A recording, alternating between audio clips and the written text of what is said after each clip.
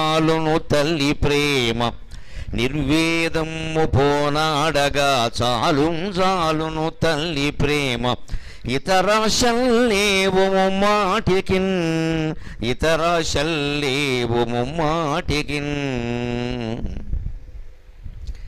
ఈ సంవత్సరం క్రోధి అనే పేరుతో ఉండడం వల్ల చాలామందికి భయంగా ఉంది. కోపాలు ఎక్కువైపోతాయేమో, దెబ్బలాడేసుకుంటారేమో, అందరం ఎంట బయట కూడా తగాదాలు పెరిగిపోతాయేమో అని. సంవత్సరం పేరుకి సంవత్సరంలో జరిగే ఘట్టాలకి ఎటువంటి సంబంధము ఉండదు. మనిషి పేరుకి అతని జీవితానికి సంబంధం లేనట్టే. మనం పెద్ద హరిశ్చంద్ర ప్రసాద్ అని పేరెడతాం, వాడు బతుకంతా అబద్ధాలే చెబుతాడు. పెట్టేవాళ్ళు కూడా వాడు సత్యవంతుడు కావాలని ఏం పెట్టలేదు. హరిశ్చంద్రులా చక్రవర్తి కావాలని పెట్టారు. వీళ్ళకి కావాల్సిన చక్రవర్తి అవ్వడం, సత్యానికి కట్టుబడడం కాదు. మనం గొప్పదనాన్ని అంగీకరిస్తాం కానీ మంచిదనాన్ని అంగీకరించలేం. మనం గొప్పవాళ్ళు కావాలి, అందరూ గొప్పవాళ్ళు కావాలి. వాడు దుర్మార్గుడైనా పర్వాలేదు, గొప్పవాడు కావాలి. Famous, not goodness. ఆ గొప్పవాడు కావడం అనేది వదిలిపోయి మంచివాళ్ళు కావాలనేది లక్ష్యంగా పెట్టుకుంటే ఏ ఉగాదైనా ఒకటే. ప్రతి ఋతువు వసంత ఋతువే, ప్రతి సంవత్సరము ఆనందనామ సంవత్సరమే. అంచేత సంవత్సరం పేర్లన్నీ ఎలా ఏర్పడతాయంటే, ఇదివరకు ఎప్పుడో అవి ఏర్పాటు అయినప్పుడు కొన్ని వేల ఏళ్ల క్రితం జరిగిన ఘట్టాలను బట్టి, జరిగిన యుద్ధాలను బట్టి, పరిపాలించినటువంటి పాలకులను బట్టి, అప్పటి ప్రజల ఆనందాన్ని బట్టి రకరకాలుగా ఏర్పడతాయి. మన పంచాంగంలో ప్రత్యేకించి నక్షత్రాల పేర్ల మీద కూడా కొన్ని సంవత్సరాలు ఏర్పడతాయి. నక్షత్రాల గమనాన్ని బట్టి అక్కడ ఆ ప్రభావం కారణంగా వచ్చే అతివృష్టి, అనావృష్టి, క్షామం, కరువు మొదలైన వాటిని బట్టి కూడా పేర్లు ఏర్పడతాయి. పైగా మన సంవత్సరాల్లో ఎప్పుడూ ఒక తాత్విక రేఖ ఉంటుంది. ఒక బిడ్డకి పేరు పెట్టడంలో పూర్వకాలం తల్లిదండ్రులు చాలా తాత్వికంగా ఆలోచించేవారు. మహర్షులు ఇంట్లో పిల్లలు పుడితే పేర్లు పెట్టేవారు కాదు. కత్యాయనుడు అనే మహర్షి ఇంట్లో అమ్మవారు పుట్టింది. అమ్మవారి పేరు కాత్యాయని, ఎందుకంటే వాళ్ళ నాన్న పేరు, అంతకంటే ఏం లేదు. శకంభరుడు అనే మహర్షి ప్రార్థిస్తే కరువు కాలంలో అమ్మవారు ఆయన ఇంట్లో పుట్టింది. అమ్మవారి పేరు శాకంభరి, వాళ్ళ నాన్న పేరు శకంభరుడు, అంతకంటే ఏం లేదు. పేరు పెట్టేవారు కాదు. అప్పట్లో ప్రజలకి పేరు పెట్టే అలవాటు లేదు, పేరు తెచ్చుకునే అలవాటే ఉంది బాగా. వాళ్ళు ఏ రకంగా పేరు తెచ్చుకుంటే ఆ పేరు ఖాయమయ్యేది. అందుకని పేరు పెట్టేవారు కాదు. ఎవరు అంటే ఫలానా వారు అబ్బాయి అనేవారు. అంతే. తండ్రి పేరు మీదో తల్లి పేరు మీద కౌంతేయులు, పాండవులు, అంతేగాని వాళ్ళ పేర్లు తరచు ప్రస్తావించడు వ్యాస మహర్షి. ధర్మరాజు, అర్జునుడు అంటూ ఎక్కువసార్లు చెప్పడం. చాలాసార్లు వాడిన పదం ఏంటంటే కౌంతేయులు, పాండవులు. కౌంతేయులు అంటే కుంతి కుమారులు, మాద్రేయులు అంటే మాద్రి కుమారులు, పాండవులు అంటే పాండురాజు కుమారులు. కౌరవులు అయితే ఇంకా చిన్నమాట కౌరవులు. 100 మందికి అదే పేరు. వాళ్ళ పేర్లు ప్రత్యేకించి కంఠస్థం చేస్తే చెబితే తప్ప మనకి తెలియవు ఎవరివి. అందరి పేర్లు కలిపి కౌరవులు అంతే. కురు వంశం వాళ్ళు కౌరవులు అంతే. అంచేత పేరుకి అంత ప్రాధాన్యం ఇయ్యలేదు ఇప్పుడు మనం ఊరికే బాగా తాపత్రయాలు పెంచేసుకుని పిల్లలకి పేరు పెట్టాలి అనగానే పెద్ద 3 నెలల టెన్షన్. దీనికోసం పత్రికలన్నీ తిరగేయడం, మాబోటిగాళ్ళందరినీ సంప్రదించడం, లలితా సహస్రం అంతా ఈ చివరి నుంచి ఆ చివరికి గాలించేయడం. మగపిల్లలైతే విష్ణు సహస్రం అంతా గాలించేయడం. ఇందులో ఎవళ్ళు ఒకళ్ళు విష్ణువు కాదు, ఒకళ్ళు లలిత కాదు. ఒకళ్ళు డాక్టర్, ఒకళ్ళు ఇంజనీర్ చేస్తారు, ఇద్దరు ఆస్ట్రేలియా పోతారు, ఇక్కడ ఉండరు. వీడికి లలిత అయితే విష్ణువు అయితే పని లేక.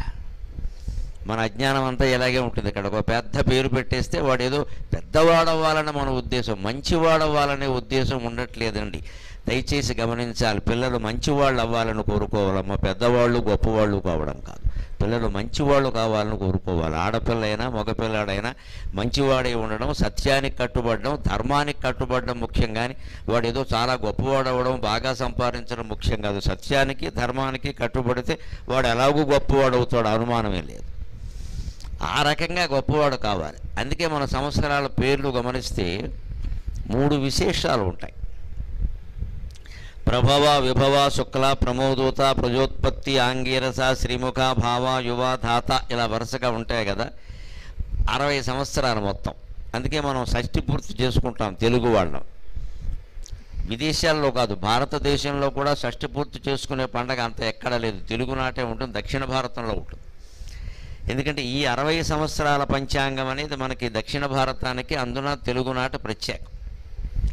ఇదే పంచాంగం అన్నిటా కొనసాగుతుందని మనం చెప్పలేము. ఉత్తర భారతంలో ఇది ఉగాదిగా ఎవరో పాటిస్తారో లేదో చెప్పలేము దానికి. అది రకరకాల పంచాంగాలు మళ్ళీ వేరుగా ఉన్నాయి నిజానికి. మనకి ఎందుకు వచ్చింది ఇది అంటే ఒక తాత్విక దృక్పథం. ఒక మనిషి ఇప్పుడు ఈ క్రోధినామ సంవత్సరంలో ఎవరైనా పుడితే మళ్ళీ ఆయనకి 60 అయ్యేసరికి క్రోధినామ సంవత్సరం వస్తుంది వరుసగా. అంటే ఒక రౌండ్ చూసేసాడు ఆయన, ఒక ఆవృత్తి. అంటే జీవితంలో ఒక సంతృప్తిని సాధించాడు. అన్ని సంవత్సరాలు నేను చూశాను అంటే ఏమిటి? ఇందులో క్రోధి ఉంది, ఆనందనామ సంవత్సరం ఉంది, మన్మథనామ సంవత్సరం ఉంది శృంగారానికి ప్రత్యేకగా, అక్షయనామ సంవత్సరం ఉంది, ప్రభవ అంటే పుట్టడం అది ఉంది, విభవ అంటే వైభవం పొందడం అది ఉంది, శుక్ల అంటే తెల్లగా స్వచ్ఛంగా ఉండడం అది ఉంది, రుధిరోద్గారి అంటే నెత్తురు కక్కుకోవడం అది కూడా ఉంది. ఇన్ని రకాల పేర్లు సంవత్సరాలకు ఎందుకు పెట్టారు అంటే 60 ఏళ్ల జీవితంలో నువ్వు ఆనందంగానూ ఉంటావు, దుఃఖము పడతావు, కోపము వస్తుంది, నెత్తురు కక్కుకుంటావు, అన్నింటికీ సిద్ధంగా ఉండు మహానుభావ. ఆ పరిణామాలు ఏవి మార్చేద్దామని చూడొద్దు. మనం పంచాంగం చూడగానే ఏమనుకుంటామంటే ఆదాయం 2, వ్యయం 11 అనుకోండి కర్మకాలి. దీన్ని ఎలా మార్చేయాలని చూస్తాం. నీ వల్ల కాదు, బ్రహ్మదేవుడి వల్ల కాదు దాన్ని మార్చడం. మనం మార్చుకోగలిగింది మన మనస్సును ఒక్కటే. ఆదాయం 2, వ్యయం 11 అన్నప్పుడు నువ్వేం చేయాలి? వ్యయం ఎలాగూ ఆదాయం ఎలాగూ పెంచుకోలేవు, ఉన్నదే ఉంటుంది. ఏమవుతుంది? మహా అయితే ఇంక్రిమెంట్ ఇస్తారు, అదే ఉంది 400 పెరుగుతుంది, అంతకంటే ఏం కాదు. ఆదాయం పెంచుకోవడం నీ చేతుల్లో లేదు, కానీ వ్యయం తగ్గించుకోవడం నీ చేతుల్లో ఉంది కదా. ఖచ్చితంగా భార్యాభర్త ఇద్దరు కూర్చుని మనకి ఈ సంవత్సరం ఆదాయం 2, వ్యయం 11 ఉంది కాబట్టి మనం తట్టుకోలేం, కాబట్టి మన ఇద్దరి జీతాలు కలిపినా 1,50,000 మించి లేవు, కాబట్టి దీంట్లో ఏం చెయ్యాలి? ఇదివరకు ఏం పెట్టాం ఖర్చులు, ఇప్పుడు కొత్తగా ఏం పెట్టకుండా తగ్గిద్దాం అంటే వ్యయం తగ్గించుకోవచ్చుగా. అంచేది ఎప్పుడు ఆదాయం 2 రకాలుగా ఉంటుంది. ఒకటి మనం సంపాదించే ఆదాయం, 2 ఖర్చుల్లో తగ్గించుకోవడం ద్వారా మిగిల్చుకునే ఆదాయం. ఏది మన చేతిలో ఉందో అది ముందు మనం చెయ్యాలి. ఆదాయాన్ని పెంచుకోవడం మన చేతిలో లేదు. దీన్నే పాజిటివ్ థింకింగ్ అంటారు. అనుకూల దృక్పథం అంటే ఇదే. అక్కడి నుంచి పంచాంగాలు పట్టుకోవడం, తిరగేసేయడం. ఏమండి ఆదాయం 2, వ్యయం 11 ఉంది, ఇది మారాలంటే ఏం చేయాలంటే కాళహస్తి శ్రీశైలం వెళ్ళాడు, అక్కడ వాడికి వీడికి అగ్రిమెంట్, అంతకంటే లేదు. వెళ్ళమన్నాడంటే అర్థం అది. అక్కడ పూజారిని అక్కడ పెట్టాడు, వీడి దగ్గర ఎంత లాక్కోవాలో వాడికి చెప్పాడు అక్కడ. ఇది పెద్ద కంపెనీ ఇదంతా. ఈ మాయల్లోకి పోకండి దయచేసి. ఎవరు చెప్పినా నమ్మక్కలేదు, అది మారదు, అది జరగదు. అది దాన్ని మనం మార్చుకునే విధానం ఏమిటంటే మన మనస్సును మార్చుకోగలగాలి. అసలు ఈ మొత్తం సంవత్సరాలన్నింటినీ 3 20 60 కింద విభజించారు. 60 సంవత్సరాల ఒక ఆవృత్తి పూర్తిగా చూశాడు కాబట్టి మనిషికి షష్ఠి పూర్తి అయితే జీవితాన్ని మొత్తం చూసినట్టు లెక్క. అన్ని ఘట్టాలు, ఆనందదాయకమైన ఘట్టాలు చూశాడు, దుఃఖదాయకమైన ఘట్టాలు చూశాడు.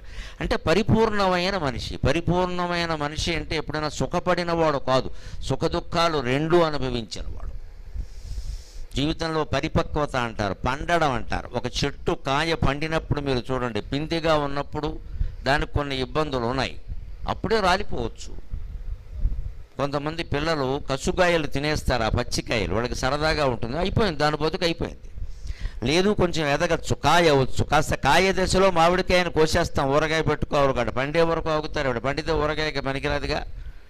కానీ అదే ఊరగాయ కాయ కాసే చెట్టును అలా వదిలేస్తే పండుతుంది కూడా. రసాలు అంటారు, రసాలు ఊరగాయ పెట్టుకుంటారు, మామిడి పళ్ళ కింద కూడా తింటారు, పండుతాయి, పండితే బాగానే ఉంటాయి.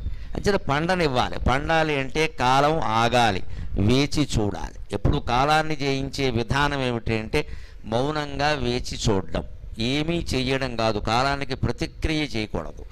ఏమీ చేయకుండా వేచి చూస్తే కాలం బాగానే ఉంటుంది.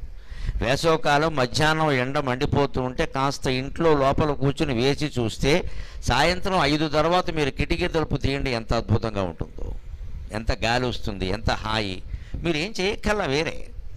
ఈలోపు కంగారు పడిపోయి 6 బయట కూడా ఏసీలు పెట్టేస్తామంటే ఎవడేం చేస్తాడు? ఇంకా ఆ మాత్రం కూడా తట్టుకోలేకపోతే అంత వేడిగా ఉన్నప్పుడు లోపల కూర్చో, ఓ 2 గంటలు వేచి చూడు, కాస్త ఏదైనా పుస్తకం చదువుకోగలిగితే చదువుకో. దానికి ఇబ్బందిగా ఉంటే కళ్ళు మూసుకొని జపం చేసుకో. భగవంతుడిని జపించే అవకాశం వస్తమానం వస్తుందా? దాంతో అన్నీ మారిపోతాయి, అన్నీ మనకు అనుకూలంగా మారుతాయి. మన చేతిలో ఉన్న పనిది. 5 కాగానే కిటికీ తలుపులు తీస్తే, లేదు సింహద్వారం తలుపులో దొడ్డు తలుపులో తీస్తే బ్రహ్మాండమైన గాలి వస్తుంది. తూర్పు వైపు నుంచి పడమర వైపు నుంచి కూడా. ఆ గాలిని ఆస్వాదించవచ్చునే. కాలాన్ని వేచి చూడడం అంటే అర్థం అది. ఆ వేచి చూడగలిగితే మనకి మంచి ఫలితాలు వస్తాయి. అందుకని 60 అవగానే ఒక పండుగ చేసుకోవడం అనే సంప్రదాయం మనకి ఎందుకు వచ్చింది అంటే, ఈ 60 ఏళ్లలో ఈ ఆడది ఈ మొగాడు ఎవరైనా అన్ని దుఃఖాలు పడ్డారు, అన్ని సుఖాలు అనుభవించారు. తద్వారా ఒక పండు పండినట్టే పండారు. ఇంకా వాళ్ళని ఏ దుఃఖము ఏం చేయలేదు, అలాగే ఏ సుఖము కూడా వాళ్ళని మురిపింప చేయలేదు. 60 ఏళ్ళు దాటినటువంటి దంపతులను చూడండి, ఇంకా ఏమి ప్రత్యేకమైన సుఖాలు ఏమి అనుభవించాలనుకుంటారు? ఉన్న చోట ప్రశాంతంగా ఉంటే చాలు, ఇలా ప్రాణం వెళ్ళిపోతే చాలు, ఇంకా ఇంతకంటే మార్పులు ఏమొద్దు అనుకుంటారు. ఇలా అనుకోగలిగిన వాళ్ళు ఎవరు? పరిపక్వత చెందిన వాళ్ళు. యువతరం ఇలా అనుకోలేరు.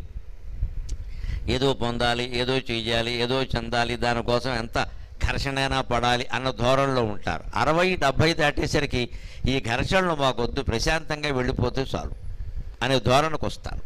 అదే తత్వం క్రమంగా నేర్చుకుని 20 వాడు 60లోకి వెళ్ళేసరికి పరిపక్వత చెందాలి.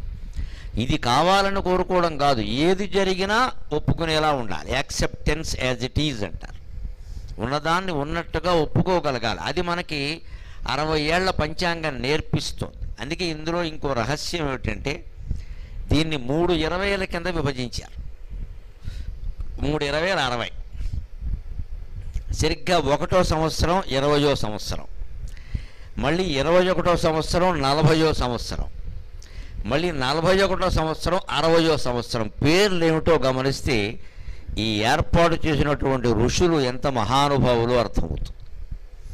ఈ 3 20లని ఏమన్నారంటే, మొదటి 20 సంవత్సరాలని బ్రాహ్మీ వింశతి అన్నారు, ఇది బ్రహ్మదేవుడికి సంబంధించింది అన్నారు. రెండవ 20 ఉన్నాయే 21 నుంచి 40, దీన్ని వైష్ణవీ వింశతి అన్నారు, ఇది విష్ణువుకి సంబంధించింది అన్నారు.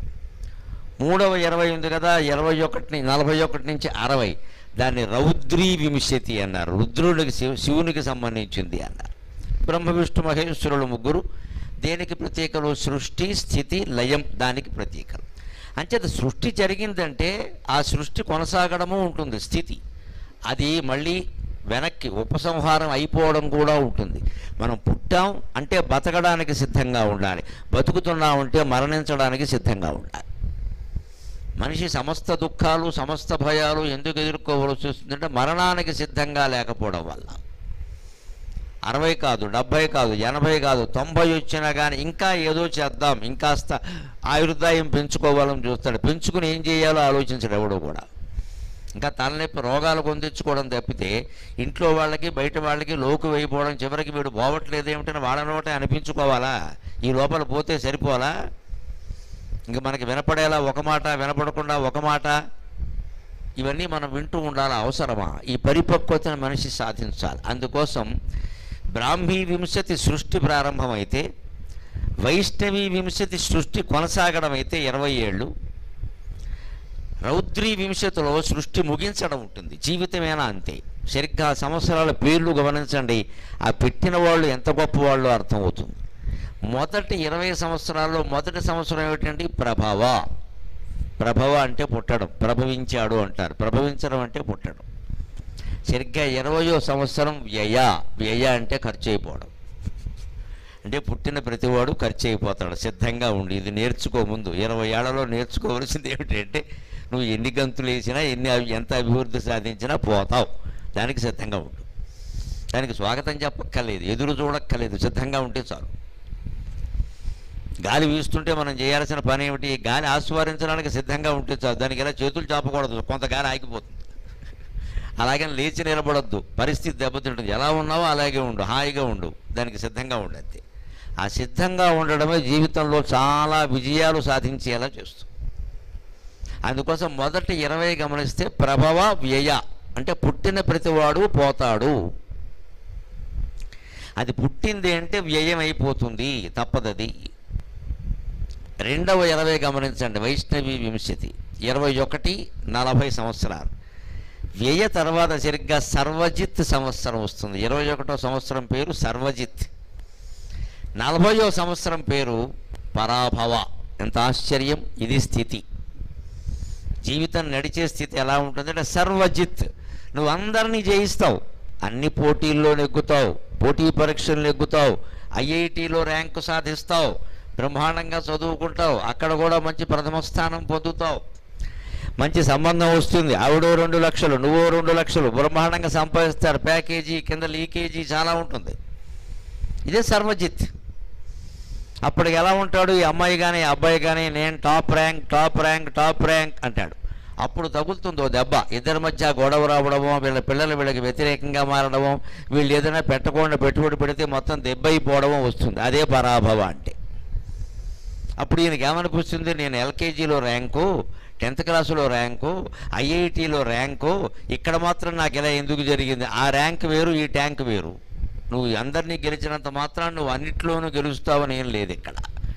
అంచేత ఎంత జయం పొందినవాడైనా సరే పరాభవానికి సిద్ధంగా ఉండాలి, మనం గమనించాలి. అప్పుడు జీవితంలో పరిపక్వతను సాధించగలుగుతాం. సర్వజిత్ అనే సంవత్సరం 21 అయితే, పరాభవ అనే సంవత్సరం 40. 2వ వింశతిలో 2వ 20లో మనం జాగ్రత్త ఎక్కడ పడాలి అంటే, జీవితం గడుస్తున్నప్పుడు ఎప్పుడు జయించడానికి ఎలా సిద్ధంగా ఉన్నామో ఓడిపోవడానికి కూడా అలాగే సిద్ధంగా ఉండాలి. ఎన్నికల వాతావరణంలో ఈ మాట చెప్పుకుంటే చాలా సంతోషంగా ఉంటుంది. పోటీ చేసిన వాళ్ళందరూ నెగ్గాలి అంటే సాధ్యమయ్యే విషయం కాదు. ఇది ఒక్కో నియోజకవర్గంలో మనం చూస్తాం, రేపు ఓటు వేసేటప్పుడు అక్కడ చాలా గుర్తులు కనపడతాయి, దేనికి ఇయ్యాలో కూడా తెలియచేవారు. ఇదివరకు మా చిన్నతనంలో ఏదో కాగితం మీద 4, 5 ఉండేవి. మరి పార్లమెంట్ కంటే ఎవరు పోటీ చేసేవారు కాదు, 3, 4 ఉండేవారు, తేలిగ్గానే వేసేవాళ్ళ ఓటు. ఇప్పుడు అలా కాదు, ప్రతి దానికి పంచాయతీ సర్పంచ్ దగ్గర నుంచి ప్రధానమంత్రి వరకు ఒక 150 మంది పోటీ చేస్తారు. అందరి దగ్గర డబ్బులు బాగా ఉన్నాయి, డిపాజిట్లు కట్టేయడం పోతే పోయిందండి. దీనివల్ల మనకు వచ్చే ఇబ్బంది ఏమిటి, ప్రభుత్వానికి వచ్చే ఇబ్బంది ఏమిటంటే నిర్వహణ కష్టం. ఇంతంత పొడుగు వెయ్యాలి, ఇవన్నీ కదిపిన కొద్దీ వస్తూ ఉంటే చివరికి అసలు మనకు కావలసిన గుర్తు ఎక్కడుందో దొరకదు. ఇంట్లో చూడండి, వస్తువులు బాగా బీరువా నిండా పేరుకుపోయాయి అనుకో, అసలు వస్తువు ఎక్కడ పెట్టామో కనపడదు. అంచేత వస్తువులు తక్కువగానే ఉండాలి. మనకి బీరువా తాళాలు సహా అన్నీ కనపడాలి అంటే అది పెట్టే చోటు స్పష్టంగా ఉండాలి. అక్కడ ఎందుకంటే దానిలో 16 వస్తువుల మధ్యలో పారేసాక అది ఎలా కనపడుతుంది? ఇప్పుడు వస్తువు కనపడపోవడానికి వస్తువు లోపం కాదు, ఇన్ని వస్తువుల మధ్యలో పెట్టడం కారణం. ఆ వస్తువులు అక్కడ 16 లేకుండా 3, 4 ఉండుంటే హాయిగా ఉండేది, ఇబ్బంది ఏం లేకుండా. అంచేత తగ్గించుకోవాలి భారాన్ని. అలాగే జీవితంలో మనం ఎన్నింట్లో గెలిచినా సర్వజిత్, పరాభవం ఖాయం. పరాభవానికి కూడా సిద్ధంగా ఉండాలి. ఎన్నికలే కాదు, పరీక్షలు కూడా అంతే. పరీక్షలు కూడా చాలామంది విద్యార్థులు రాశారు కదా, పూర్తిగా విఫలం కావడం అనేది వేళ చాలా తక్కువ. పరీక్ష తప్పిన విద్యార్థులు తక్కువ, కానీ అనుకున్న మార్కులు చాలామందికి రావు. అందుకని ఎన్నింట్లో మనం జయం పొందినా సరే పరాభవానికి సిద్ధంగా ఉండాలి. 2వ 20 మనకు అదే నేర్పుతుంది. ప్రభవ వ్యయ, పుట్టావు కాబట్టి పోవడానికి సిద్ధంగా ఉండు. సర్వజిత్ పరాభవ అంటే ఎన్ని రంగాల్లో జయించినా సరే, ఎంతమందిని జయించినా సరే ఓటమికి కూడా సిద్ధంగా ఉండాలి. ఇక 3వది చూడండి, విచిత్రమైనది. 41, 60. 41 ప్లవంగనామ సంవత్సరం, 60 చిట్ట చివరిది అక్షయనామ సంవత్సరం. ప్లవంగం అంటే ప్లవం గచ్చతీతి ప్లవంగ, కోతి గంతులేస్తుంది. ఎన్నో గంతులు వేస్తాం మనం, ఉద్యోగాలు చేస్తాం, మానేస్తాం, సొంత వ్యాపారం పెడతాం, మధ్యలో సినిమాలు తీస్తాం, నాటకాలు వేస్తాం, రకరకాలు చేస్తాం, రాజకీయాల్లో చేరతాం, అది బాగోలేదు వచ్చి రియల్ ఎస్టేట్ చేస్తాం, రియల్ ఎస్టేట్ చేసి ఇంకో ఫైన్ ఎస్టేట్ ఏదో కొంటాం, ఇక్కడ అని రకరకాలు చేస్తాం. అన్నీ దెబ్బలు తిని 40 ఏళ్ళు దాటేసరికి మనిషి బొప్పు కట్టేసి ఇంకేం వద్దనే స్థితికి వస్తాడు. 40 ఏళ్ల వరకు ఈ విన్యాసాలు, ఈ కోతిగంతులు అంటారు వీటిని. ప్లవంగా అంటే అదే 41. నువ్వెన్ని కోతి గంతులు వేసినా, జీవితంలో ఎన్ని కోట్లు సంపాదించినా, ఎన్ని పదవులు నిన్ను వరించినా, ఎన్ని పదవుల వెనకాల నువ్వు పడినా, ఎన్ని రకాల భోగాలు అనుభవించినా, చివరికి అక్షయనామ సంవత్సరం, అక్షయమైనటువంటి ఆత్మజ్ఞానాన్ని పొందే వరకు ఇవన్నీ దండగే, అక్షయంలో కలవలసింది. అక్షయంబుగ కాశీ లోపల అన్నపూర్ణ భవానివై, సాక్షి గణపతి కన్న తల్లివి సద్గుణావతి శాంభవి అని అమ్మవారి స్తోత్రంలో చెబుతారు. శ్రీగిరి భ్రమరాంబిక. అక్షయంబుగ కాశీ లోపల అన్నపూర్ణ భవానివై, అన్నపూర్ణాదేవి అన్నం వడ్డిస్తుంటే అది అక్షయ పాత్ర, అందులో అయిపోవడం అనేది ఉండదు. మన జీవితంలో ప్రతిదీ క్షయమే, అందుకే క్షయనామ సంవత్సరం కూడా ఉంది. చివర మాత్రం 60వ అక్షయ అని పెట్టారు. అంటే నువ్వెన్ని ప్లవంగం జీవితంలో కోతి గంతులు ఎన్ని వేసినా చివరికి అక్షయమైన ఆత్మజ్ఞానంతో పరమాత్మలో కలిసే వరకు ఈ గంతులు నడుస్తూనే ఉంటాయి. ఈ గంతుల్ని నమ్మవద్దు అని ఈ 3:20ల ద్వారా మనకి 60 సంవత్సరాల జ్ఞానాన్ని మన ఋషులు అందించారు. ఒకటి ప్రభవ వ్యయ, మొదటి 20 పుట్టాము అంటే పోతాం, ఈ నమ్మకం ఖచ్చితంగా ఉంటే భయపడం. రెండోది సర్వజిత్ పరాభవ, మనం ఎన్ని విజయాలు పొందినా సరే ఓటమి కూడా ఖాయంగానే ఉంటుంది, దానికి సిద్ధంగా ఉండాలి. ఓటమి లేకుండా ఉండడం ఎలా అనొద్దు, ఓటమి తట్టుకోవడం ఎలా అని అడగాలి. ఓటమి తట్టుకోవడం ఎలాగా, ప్రతి ఓటమి కూడా మనకు ఒక అనుభవాన్ని ఇస్తుంది ఖచ్చితంగా. తర్వాత గెలవడానికి అది సహకరించవచ్చు. లేదు ఈ 2 సార్లు 3 సార్లు ఓడిపోవడం వల్ల జీవితంలో కొన్ని దెబ్బలు తినడం వల్ల ఇంకా వ్యాపారం మనకు వద్దు అనిపించవచ్చు, అది కూడా ఒక మంచి విషయమే కదా. వద్దనే నిర్ణయానికి వచ్చేసాం కదా. అలాగే చివర ఎన్ని గంతులు వేసినా, రకరకాల ఉద్యోగాలు మారినా, పరిస్థితులు మారినా, వ్యాపారాలు మారినా, చివరికి కర్మ కొద్దీ సంసారాలే మార్చేసినా, ఎన్ని గంతులు వేసినా చివరికి ఏమర్థం అవుతుంది? పాద్దనయం పాద్దనయం పాద్దనయం అని అర్థం అవుతుంది. అప్పుడే మనిషి తెలుసుకుని అక్షయంబుకు కాశీ లోపల అక్షయమైన ఆత్మజ్ఞానాన్ని పొందే ప్రయత్నం చేస్తాడు. ఇది 60 సంవత్సరాల్లో ఉండే రహస్యం. ఇంకా కాల మహిమ ఎలా ఉంటుందంటే భర్తృహరి సుభాషితాల్లో చెబుతాడు ఖచ్చితంగా. కాలానికో నమస్కారం, ఓ మహాకాలమా, నువ్వు చేస్తున్న ఘనకార్యాలు మేము ఎవరిని చేయడం లేదు అన్నాడు ఇక్కడ. బ్రహ్మాయేన కులాలవన్నియమితో బ్రహ్మాండ భండోదరి విష్ణుర్యేన దశావతార గగనే క్షిప్తో మహాసంకటే రుద్రోయేణ కపాలపాణిపుటకే భిక్షాటనం కుర్వతే సూర్యో భ్రామ్యతి నిత్యమేవ గగనే కాలాయ తస్మై నమః. కాలం ఎంత గొప్పది అంటే బ్రహ్మ విష్ణు మహేశ్వరులను సైతం రకరకాల ఇబ్బందుల పాలు చేస్తోంది. మనం అనుకుంటాం విష్ణుమూర్తి గుళ్ళోకి వెళ్ళి దండం పెడతాం, రాముడు కృష్ణుడు అందరి గుళ్ళల్లోకి వెళ్ళి దండం పెడతాం, మన కష్టాలు తీర్చమని అడుగుతాం. రామచంద్రమూర్తి వెంటనే మనం వెళ్ళిపోయాక సీతాదేవిని ఏమడుగుతాడంటే, సీత మనం పడిన కష్టాల సంగతి ఏమిటని అడుగుతాడు ఆయన. వీడెవడో వచ్చి గంట కొట్టి వాడి కష్టాలు తీర్చమంటాడు. అసలు నువ్వు నేను పడిన కష్టాలు ఇంకెవడైనా పడ్డాడా ఇక్కడ? 6 నెలలు రావణాసుడు దగ్గర ఉండి నువ్వెంత యాతన పడ్డావు, నువ్వు లేక నేనెంత యాతన పడ్డాను. తెల్లారితే పట్టాభిషేకంలో సుఖంగా నువ్వు పట్టు చీర ఏం కట్టుకోవాలని నన్ను అడిగావు, మీ పుట్టింటి వాళ్ళు పెట్టింది కట్టుకోమని చాలా లౌక్యంగా చెప్పాను నేను. నువ్వు శుభ్రంగా సిద్ధపడిపోయావు, దానికి తగిన అంచు లైనింగు జాకెట్టు అన్నీ కూడా సిద్ధం చేసుకుని సిద్ధమైపోయావు. ఫ్యాషన్ డిజైనర్ కబురు చేసేసి వెంటనే నేను బ్యూటీ క్లినిక్ కూడా కబురు చేసావు, మర్నాడు ప్రత్యేకమైన మేకప్ చేసుకోవాలని. ఇదంతా మొత్తం అడవిపాలు అయిపోయింది కదా తెల్లారేసరికి.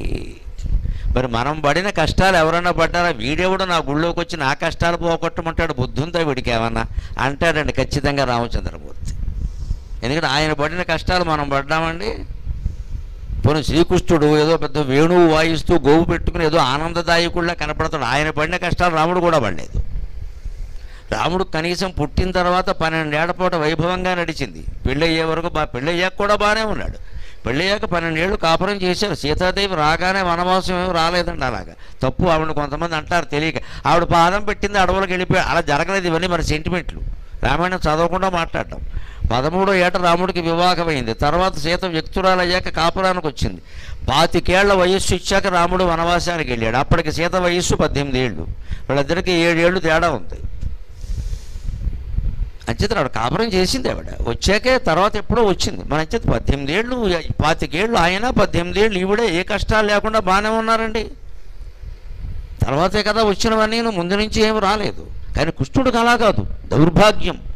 పుట్టిన వెంటనే సొంత మేనమామ 30 హత్యా ప్రయత్నాలు చేశాడు ఆయన మీద. మన ఎవరికైనా జరిగింది అలాగే? మన మేనమామలు అంతా ఎంత మంచివాళ్ళు. ఒక్కడ కూడా కంసుడు లాంటి మేనమామ లేడు ఇక్కడ. మనం మాత్రం సెంటిమెంట్ ఎలా పెట్టుకుంటామంటే దారుణంగా, ఎవరైనా పిల్ల కానీ పిల్లాడు కానీ రోహిణి నక్షత్రంలో పుడితే మేనమామను కాశీ పంపిస్తారు. మేనమామ గండం ఎక్కడి నుంచి వచ్చింది? గండం అంటే ప్రతి పిల్లాడు మేనమామని చంపేస్తాడా? ఇదే మన పిచ్చి అంటే. చైతన్యానికి చేతస్థానికి తేడా ఇది. పురాణ ఘట్టాల నుంచి నేర్చుకోవలసిన చైతన్యం ఏమిటంటే, నాయనా ఒక్కోసారి నీకు బాగా దగ్గర వాడే నీకు శత్రువు కావచ్చు, జాగ్రత్త పడు జాగ్రత్త పడు. అది కృష్ణుడి కథ నుంచి మనం నేర్చుకోవాలి. మేనమామ ఏంటి భార్య శత్రువు కాకూడదా, భర్త కాకూడదా? పిల్లలే అవుతున్నారు ఈవేళ. పిల్లలకి తల్లిదండ్రులే శత్రువులు అవుతున్నారు ఒక్కోసారి భయంకరంగా. వాళ్ళ యోగక్షేమాలు పట్టించుకోకుండా వీళ్ళ స్వార్థాలు చూసుకుని వీళ్ళే శత్రువులు అవుతున్నారు. అంచేది ఎవరికెవరు శత్రువు కాదండి. సొంత మేనమామ కంసుడు కృష్ణుడి మీద హత్యా ప్రయత్నాలు చేశాడంటే ఆ చరిత్ర విని మనం ఏం నేర్చుకోవాలి? బాబోయ్, అయిన వాళ్ళ దగ్గర కూడా జాగ్రత్తగా ఉండాలరా, కాని వాళ్ళు కాదు అని నేర్చుకోవాలి. ఇది చైతన్యం. చాదస్తం అంటే ఏమిటంటే కృష్ణుడి నక్షత్రం ఏమిటో కంసుడి నక్షత్రం ఏమిటో కనుక ఆ నక్షత్రం మనకు లేకుండా ఉంటే చాలు. అది కుదురుతుందా? ఒకటే అవ్వాలని ఏం లేదు కదా ఇక్కడ. ఇదే చైతన్యము చాదస్తము అంటే. నక్షత్రాన్ని బట్టి లెక్కలేయకూడదు. ఇక్కడ ఏవో నక్షత్రాలు ఉంటాయి, 27 నక్షత్రాలు అక్కడ మారేశారు, ఏం చేస్తావు అని అడిగి తలో పేరు పెట్టారు. ఇంక దాన్ని బట్టి ఇంకా ఓ విపరీతాలు పడిపోయి వాళ్ళ పెళ్ళిళ్ళు అవ్వట్లేదు చాలామందికి నక్షత్రాల కారణం. కొన్ని నక్షత్రాల్లో పుట్టిన ఆడపిల్లలను అసలు ఎవరు చేసుకోవట్లేదు. మూల నక్షత్రం ముఖ్యంగా. మూల మా అమ్మవారి నక్షత్రం, సరస్వతీదేవి నక్షత్రం. మూలా నక్షత్రం అమ్మాయిని చేసుకుంటే బోళ్ళు చదువు వస్తుంది, అనుమానం ఏమీ లేదు. సరస్వతీదేవి మీద నమ్మకంతో చెబుతున్నాం. మూలా నక్షత్రం సరస్వతి. మనకి సెంటిమెంట్ ఏమిటి? మూల అంటే మూల కూర్చోవడం. ఆ మూల సంస్కృత మూల, తెలుగు మూల కాదు అది. సంస్కృతంలో మూలా నక్షత్రం అంటే మూల పురుషుడు, మూల దైవం, అందులో అక్క లెక్క. మూలం అంటే ప్రధానం అని అర్థం అక్కడ. తెలుగులో మూల అంటే మారుమూల, ఏదో మూల, ఈశాన్యం మూల. ఈ మూలను పట్టుకెళ్ళి దానికి అంటకట్టాం. ఇంక మూల మానేసి ఇంకో ఆ నక్షత్రంలో పుట్టిన అమ్మాయి ఏడుస్తూ కూర్చోవాలి ఇంకెక్కడ. ఈ నమ్మకాల నుంచి బయటపడాలి. దానికి ఏమిటంటే భర్తృగారు చెబుతున్నది, బ్రహ్మ విష్ణువు ఈశ్వరుడు చేతో నానా కష్టాలు పడ్డారయ్యా, వాళ్ళేమో సుఖంగా లేరు. బ్రహ్మాయేన కులాలవన్నిజమితో బ్రహ్మాండ భాండోదరే. బ్రహ్మదేవుడు చేసే పనికి, కుండలు తయారు చేసే కుమ్మరి పనికి తేడా ఏమీ లేదని నిజం చెప్పాలంటే. కుమ్మరాయన కుండలు చేస్తాడు, ఇలా తిప్పి తిప్పి తిప్పి తిప్పి చాలా కష్టపడి ఇలా తిరుగుతూ ఉంటే మట్టి చెయ్యి అడ్డం పెట్టుకుని పాపం చాలా ఇదిగా పైన కర్ర పెట్టుకుని చాలా యాతన పడి చేస్తాడు. కొండ మీద కొండ, కొండ మీద కొండ, పచ్చి కుండలు బాగా ఎండబెట్టి బోర్లు ఇస్తాడు. వాళ్ళ మానవుడు రాత్రి పడుకుని తాపు దంతాడు, శ్రీమద్ రమారమణ గోవిందో హరి. వాడిని ఏమైనా పొరపాటును కొట్టాడంటే కూతురో కొడుకో వస్తాడు, నాన్న మా అబ్బాయిని కొడతావా అని. ఇప్పుడు చేసిన పని అంతా ఏమైంది? అలాగే బ్రహ్మదేవుడు కుమ్మరిలాగా ఇన్ని కుండలు, మన శరీరాలనే కుండలన్నీ ఆయనే తయారు చేస్తున్నాడు. ఇందులో ప్రతి రోజు కాదమ్మా, ప్రతి గంట కాదు, ప్రతి క్షణానికి ఎన్ని పగిలిపోతున్నాయో అందరికీ తెలుసు. ఒక్క నిమిషం గడిచింది అంటే ప్రపంచంలో లక్షల మంది చనిపోవడం కాదండి, దారుణమైన వార్త. ఒక నిమిషం గడిచిందంటే దేశం మొత్తంలో 2 చనిపోతున్నారమ్మా రోడ్డు ప్రమాదాల కారణంగా. నిమిషానికి 2 ప్రపంచంలో రోడ్డు ప్రమాదాల వల్ల చనిపోతున్న కూడా నిమిషానికి 2. సహజ మరణాలు కాదు, రోడ్డు ప్రమాదాలు. రోడ్డు ప్రమాదాల్లో చనిపోయే వాళ్ళు ఎవరో మీకు తెలుసు. సహజంగా 18 ఏళ్ల నుంచి 30 ఏళ్ల లోపు ఉండే యువకులే ఉంటారు. యువతులు కూడా తక్కువ, యువకులే ఉంటారు. అంటే ప్రపంచం మొత్తానికి ఉపయోగపడే యువతరం కేవలం రోడ్డు ప్రమాదం కారణంగా పోతుందండి. ఎంత ప్రమాదకరమైన వాతావరణంలో ఉన్నాం, ప్రత్యేకం హైదరాబాదులో మనం. ఎవడైనా వింటాడా చెబితే 5వ గేర్లోకి 6వ గేర్లోకి మార్చేస్తాడు. 6వ గేర్ ఏంది ఇంకా లేదు కాబట్టి మార్చడంత ఉంటే మార్చేస్తాడు. ఇక టాప్ గేర్ ఏది ఉంటే అది పెట్టాడు. పొరపాటున ఎవరైనా అమ్మాయి వీడికి ఎదురైందా బండే లేపేస్తాడు పైకి. ఇక గేర్ లేదుగా బండి లేపేంతే. ఇంత చేసి ఆ అమ్మాయి వీడిని చూసి నవ్వకపోగా ఎడుపు మొహం వేసుకుపోతుంది. అది ఇప్పుడు ప్రయత్నం అంతా విఫలమైంది, ప్రాణాలు పోయాయి. ఈ పిచ్చి ఆలోచన ఎంత ప్రమాదం తెచ్చిపెడుతుందో, తల్లిదండ్రులకు ఎంత గర్భశోకం. వీడిని నమ్మి పంపిస్తారే, తిరిగి వస్తాడో రాడో తిరిగి ఇక్కడ. అంచేత కుండలు పగిలిపోవడం అంటే ఇదే. శరీరం అనేటువంటి బుడగ పేలిపోవడానికి పెద్ద సమయం ఏమి అక్కర్లేదు, దాన్ని కొన్ని కారణాలు కూడా అక్కర్లా. ఈ శరీరాలనే కుండల్ని కొన్ని కోట్ల శరీరాలు, 84 లక్షల జీవరాశులు, ఒక్కొక్క జీవరాశిలో మళ్ళీ కొన్ని కోట్ల ప్రాణులు. జీవరాశి అంటే మనిషి ఒక రాశి, పాము ఒక రాశి, ఏనుగు ఒక రాశి. అలాంటి రాశులు 84 లక్షలు ఉన్నాయి. మన పురాణాలు ఎంత గొప్పవి అంటే కొన్ని వేల ఏళ్ల క్రితం 84 లక్షల జీవరాశులు అని నిర్ణయిస్తే ఇటీవల నాసా కేంద్రం వారు అందరూ జరిపిన పరిశోధనలన్నీ ఆ సంఖ్యని ఖాయం చేసే ఖచ్చితంగా 84 లక్షలే జీవరాశులు ఉన్నాయని. హిందూ పురాణాల అభిప్రాయం అంత గొప్పది. వాళ్ళు కొన్ని వేల ఏళ్ల క్రితం చెప్పారు, తపోమయమైన దృష్టి. కొన్ని జాతులు నశిస్తే మళ్ళీ కొత్త జాతులు పుడుతూ ఉంటాయి. మొత్తం మీద 84 లక్షలు అనేది లెక్క. ఎందుకంటే ఖగోళంలో నక్షత్రాల సంఖ్యకి, సంవత్సరాల సంఖ్యకి, వీటికి మధ్యలో అనుబంధం ఉంది. అన్ని జీవరాశులే పుడతాయి, లేని జీవరాశి పుట్టదు. ప్రతి జీవరాశి శ్రీ మహావిష్ణువు నుంచి పుట్టవలసింది. అందులో శ్రీ మహావిష్ణువు అనగానే మనకేదో ఒక పౌరాణికంగా ఒక విగ్రహాన్ని చూపిస్తారు. సైంటిస్టులు కనిపెట్టినటువంటి బ్లాక్ హోలే మహావిష్ణువు. మిల్కీ వే, పాలపుంత అంటే పాల సముద్రం, అందులో మొత్తం బ్లాక్ హోల్ అంటే అదే మహావిష్ణువు. అందుకే ఆయన నల్లగా ఉంటాడని చెప్పారు. మొత్తం గ్రహాలు నక్షత్రాలన్నీ ఆ బ్లాక్ హోల్లోకి వెళ్ళిపోతున్నాయి. ఏమవుతున్నాయో తెలియదు, మరి ఇంకో వైపు నుంచి బయటకు వస్తున్నాయని చెప్పారు శాస్త్రజ్ఞులు ఇటీవల. ఆ బ్లాక్ హోల్ మీద పరిశోధన చేసిన స్టీఫెన్ హాకింగ్ సహా అందరూ చెప్పినటువంటి మాట ఇది. అందులోకి వెళ్ళిపోతున్నాయి కొన్ని కోట్ల నక్షత్రాలు, గ్రహాలు, మండలాలు వెళ్ళిపోతున్నాయి. అవి ఏమవుతున్నాయో తెలియదు, మళ్ళీ ఇంకో వైపు నుంచి బయటకు వస్తున్నాయి. బయటకు వచ్చే వైపు నుంచి లోపలికి వెళ్ళడానికి లేదు, లోపలికి వెళ్ళే వైపు నుంచి బయటికి రావడానికి లేదు, ఓన్లీ వన్ వే. అలాగే ఉంది బ్లాక్ హోల్ అని చెబుతున్నారు. మొత్తం బ్రహ్మాండంలో ఉన్న బ్లాక్ హోల్స్ మీద పరిశోధన చేస్తే సరిగ్గా మనకు విష్ణువు గురించిన పద్యం ఎలా ఉందండి? ఎవని చే జనించు జగము, ఎవని లోపల నుండు లీనమై, ఎవని ఎందుడిందు పరమేశ్వరుడెవ్వడు, మూల కారణం వెవ్వడు, అనాది మధ్యలయుడెవ్వడు, సర్వము తానయైన వాడెవ్వడు, వానిన ఆత్మభవుని ఈశ్వరుని శరణంబు వేడెదన్ అని కొన్ని వేల ఏళ్ల క్రితం వ్యాస మహర్షి భాగవతంలో ఏం చెప్పాడో, పోతన గారు తెలుగు భాగవతంలో ఏం చెప్పాడో దాన్నే శాస్త్రజ్ఞులు బ్లాక్ హోల్ రూపంలో నిర్ధారణ చేశారు. హిందూ ధర్మం యొక్క గొప్పదనమే అది. మన పురాణాల్లో, మన శాస్త్రాల్లో, మన కావ్యాల్లో ఏం చెప్పారో దాన్నే నిర్ధారణ చేస్తున్నారు. అందుకని ఈ శాస్త్రజ్ఞులు ఎప్పుడో అందరూ కలిసి రకరకాల పరిశోధనలు చేసి విషయాలు తేల్చే వరకు మనం గ్రంథాలు కనుక చదవకుండా ఉంటే మాయలో పడిపోతాం, మోసపోతాం. అందుకని పురాణ పఠనం అందరూ యువకులు ముఖ్యంగా చేయాలి. ఒక నియమం పెట్టుకుని శనాదివారాల్లో 1 గంట పురాణ కాలక్షేపం అన్నట్టుగా చేయాలి. అలా చేస్తే అనేక విషయాలు తెలుస్తాయి. తర్వాత వీళ్ళెవరో కనిపెట్టిన తర్వాత అయ్యో మనవాళ్ళు ఈ విషయాన్ని కొన్ని వేల ఏళ్ల క్రితం చెప్పారు అంటే ఆ తపోమయమైన దృష్టి ఎటువంటిదో మనకు తెలుస్తుంది. అంత తపస్సు మనం చేయలేకపోయినా కనీసం మౌనంగా నోరు మూసుకుని ఉండి జపమైనా చేస్తాం కాసేపు, 1 అరగంట. దానివల్ల మనస్సు ఏకాగ్రంగా ఉండడం తెలుస్తుంది. అందుకని బ్రహ్మదేవుడు చేసేది కుమ్మరవాడు చేసే పని కంటే ఏ రకంగా గొప్పదేం కాదు. ఆయన ఆ లంపటంలో పడ్డాడా లేదా సరస్వతీదేవితో సహా నిరంతరం సృష్టి కార్యక్రమాలు చేస్తూ, అలాగే విష్ణుర్యేన దశ అవతారగహనే క్షిప్తో మహాసంకటే. పోనీ విష్ణుమూర్తి ఏమైనా సుఖంగా ఉన్నాడా? ఈ లోకాన్ని కాపాడడం కోసం స్థితి అనే బాధ్యత వహించినందుకు మత్స్యావతారం ఎత్తాడు, చేపగా పుట్టాడు, ఆయన కర్మ కాలింది.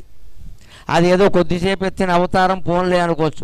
తర్వాత కూర్మావతారం ఎత్తాడు, మందర పర్వతం పైకి లేపి మథనం చేస్తుంటే కింద కూర్మంగా ఉండాల్సి వచ్చింది. అక్కడ దానికి ఆయన చాలా యాతన పడ్డాడు. తర్వాత వరాహ అవతారం ఎత్తాడు, భూమిని చీల్చుకుంటూ ముందుకెళ్ళాడు హిరణ్యాక్షుడిని సంహరించడానికి. పంది రూపం కూడా ఎత్తాల్సి వచ్చింది. ఇంకా దాంతో సరిపోలేదు ఆయన వేషాలు. సగం మనిషి సగం సింహం ఆకారం కూడా ఎత్తాడు ప్రహ్లాదుడిని కాపాడడానికి. ఆ పైన వామనుడుగా పొట్టి మానవుడిగా జన్మించాడు. ఆ పైన పరశురాముడిగా జన్మించి విపరీతమైన క్రోధంతో సంహారం చేయాల్సి వచ్చింది. ఆ పరశురాముడు అందరినీ చంపేసిన ఘట్టం ఈ క్రోధినామ సంవత్సరంలో జరిగి ఉంటుంది. అందుకే దీనికి క్రోధి అని పేరెట్టారు, అంతకంటే అటువంటిది ఏదో విపరీత ఘట్టం కూడా జరిగి ఉంటుంది. తర్వాత రామావతారంలో పరిపూర్ణ మానవుడిగా జన్మించాడు, కానీ అన్ని కష్టాలే పడ్డాడు మనకి తెలుసు. 18 ఏళ్ళు ఆయనకి రాజ్యాధికారం వచ్చే వరకు ఉండగానే అక్కడి నుంచి వనవాసం వచ్చింది. అక్కడి నుంచి రావణాసురుడు సీతను ఎత్తుకుపోయాడు. 14 ఏళ్ళు అక్కడ కరదూషణాదులతో యుద్ధం, శూర్పణఖతో గొడవ, అన్ని యాతనలు పడ్డారు. చివరికి మళ్ళీ అయోధ్యకు వచ్చిన తర్వాత కూడా వాళ్ళ ప్రాణాలు సుఖంగా ఉండనివ్వలేదు ప్రజలు. రామాయణం చదివిన వాళ్ళందరికీ అర్థమైంది. ఇన్ని కష్టాలు ఆయన పడ్డాడు విష్ణుమూర్తి రాముడి రూపంలో. కృష్ణుడు ఇందాకే చెప్పుకున్నాం మనం, సొంత మేనమామే బోళ్ళు యాతనలు పెట్టాడు. కొన్ని తర్వాత ఏమైనా సుఖంగా ఉన్నాడా? ఒకరు కాదు, ఇద్దరు కాదు, 8 మంది అధికారిక భార్యలైతే అనధికారికంగా 16,000 మంది ఉన్నారు. ఎంత ఏడిపించుకుతున్నారో అందరూ అర్థం చేసుకోవచ్చు. ఇందులో అందరూ ఆయన్ని కావాలని చేసుకున్న వాళ్ళే, కానీ ఆయన ప్రేమించిన వాళ్ళు ఒక్కళ్ళు లేరు ఇందులో. ఆయన ఎవరిని ఇష్టపడి ప్రత్యేకించి చేసుకోవాలి, అందరూ ఆయన వెనకాలే పడ్డారు మొత్తం అంతా. వీళ్ళందరి సంసారాలు, వీళ్ళందరి గ్యాస్ కార్డులు, ఆధార్ కార్డులు, పాన్ కార్డులు, ఈ 2 జత చేయడాలు, ఈ ఇంటెత్తి కట్టుకోవడాలు, ఇవన్నీ కృష్ణ పరమాత్మ పడ్డాడంటే ఒక్క సంసారం కలిగిన వాళ్ళం మనం ఎంత అదృష్టవంతులు. నిజంగానే ఏ కష్టాలు లేవు కదా. ఇందులో ఉండే కష్టాల గొడవే ఉందండి. అసలు ఆయన పడిన కష్టాలు మనం ఏం పడ్డాం? పైగా అన్నిటికంటే దారుణం, కృష్ణ పరమాత్మ జీవితంలో చెయ్యని నేరానికి శిక్ష అనుభవించాడండి. కౌరవ పాండవుల యుద్ధానికి ఏ రకంగా చూసినా కృష్ణుడు కారణం కాదు. వాళ్ళు కొట్టుకు చచ్చారు, కానీ ఆయన ఎక్కడా కొట్టుకోమని చెప్పలేదు. పైగా జరగదని తెలుసుండి కూడా రాయబారానికి వెళ్ళాడు. అక్కడ విదురుడు గ్రహించి చెప్పాడు పరమాత్మ నిన్ను బంధించే ప్రయత్నం చేస్తున్నారు ఇక్కడ. నిన్న రాత్రే విన్నాను నేను వార్త. దుర్యోధనుడు నిండు సభలో నిన్ను బంధించే ప్రయత్నం చేస్తున్నాడు, దయచేసి వాళ్ళ దగ్గరికి వెళ్ళకు అని విదురుని విందు పెట్టా కాళ్ళ మీద పడ్డాడు. పెడితే అన్నాడు ఆయన, జరగని ఆ నేరం కూడా వాళ్ళ మీదకు వస్తుంది కదా, నన్ను బంధించడం వాళ్ళ వల్ల అవుతుందా? కానీ వాళ్ళు ఆ ప్రయత్నం చేస్తే పేపర్లో వస్తుందిగా, మీడియా వాళ్ళు రాస్తారు కదా. అదే కృష్ణుని యొక్క వ్యూహం అంటే, మీడియా వాళ్ళు రాస్తారు కదా, తెలుస్తుంది కదా దుర్యోధనుడు ఎలాంటి వాడో జనానికి. అంచేది నేను వెళ్ళకపోతే వాడు మంచివాడు అనుకుంటారు, వెళితేనే కదా వాడి చెడ్డదనం బయటపడేది. నన్ను వాడేం చేస్తాడయ్యా, నువ్వు కంగారు పడకు అన్నాడు. అక్కడ విశ్వరూపాన్ని చూపించాడు, బయటపడ్డాడు ఆయన కాబట్టి. మరి అదే మామూలు మానవుడు అయితే ఏమయ్యేదండి?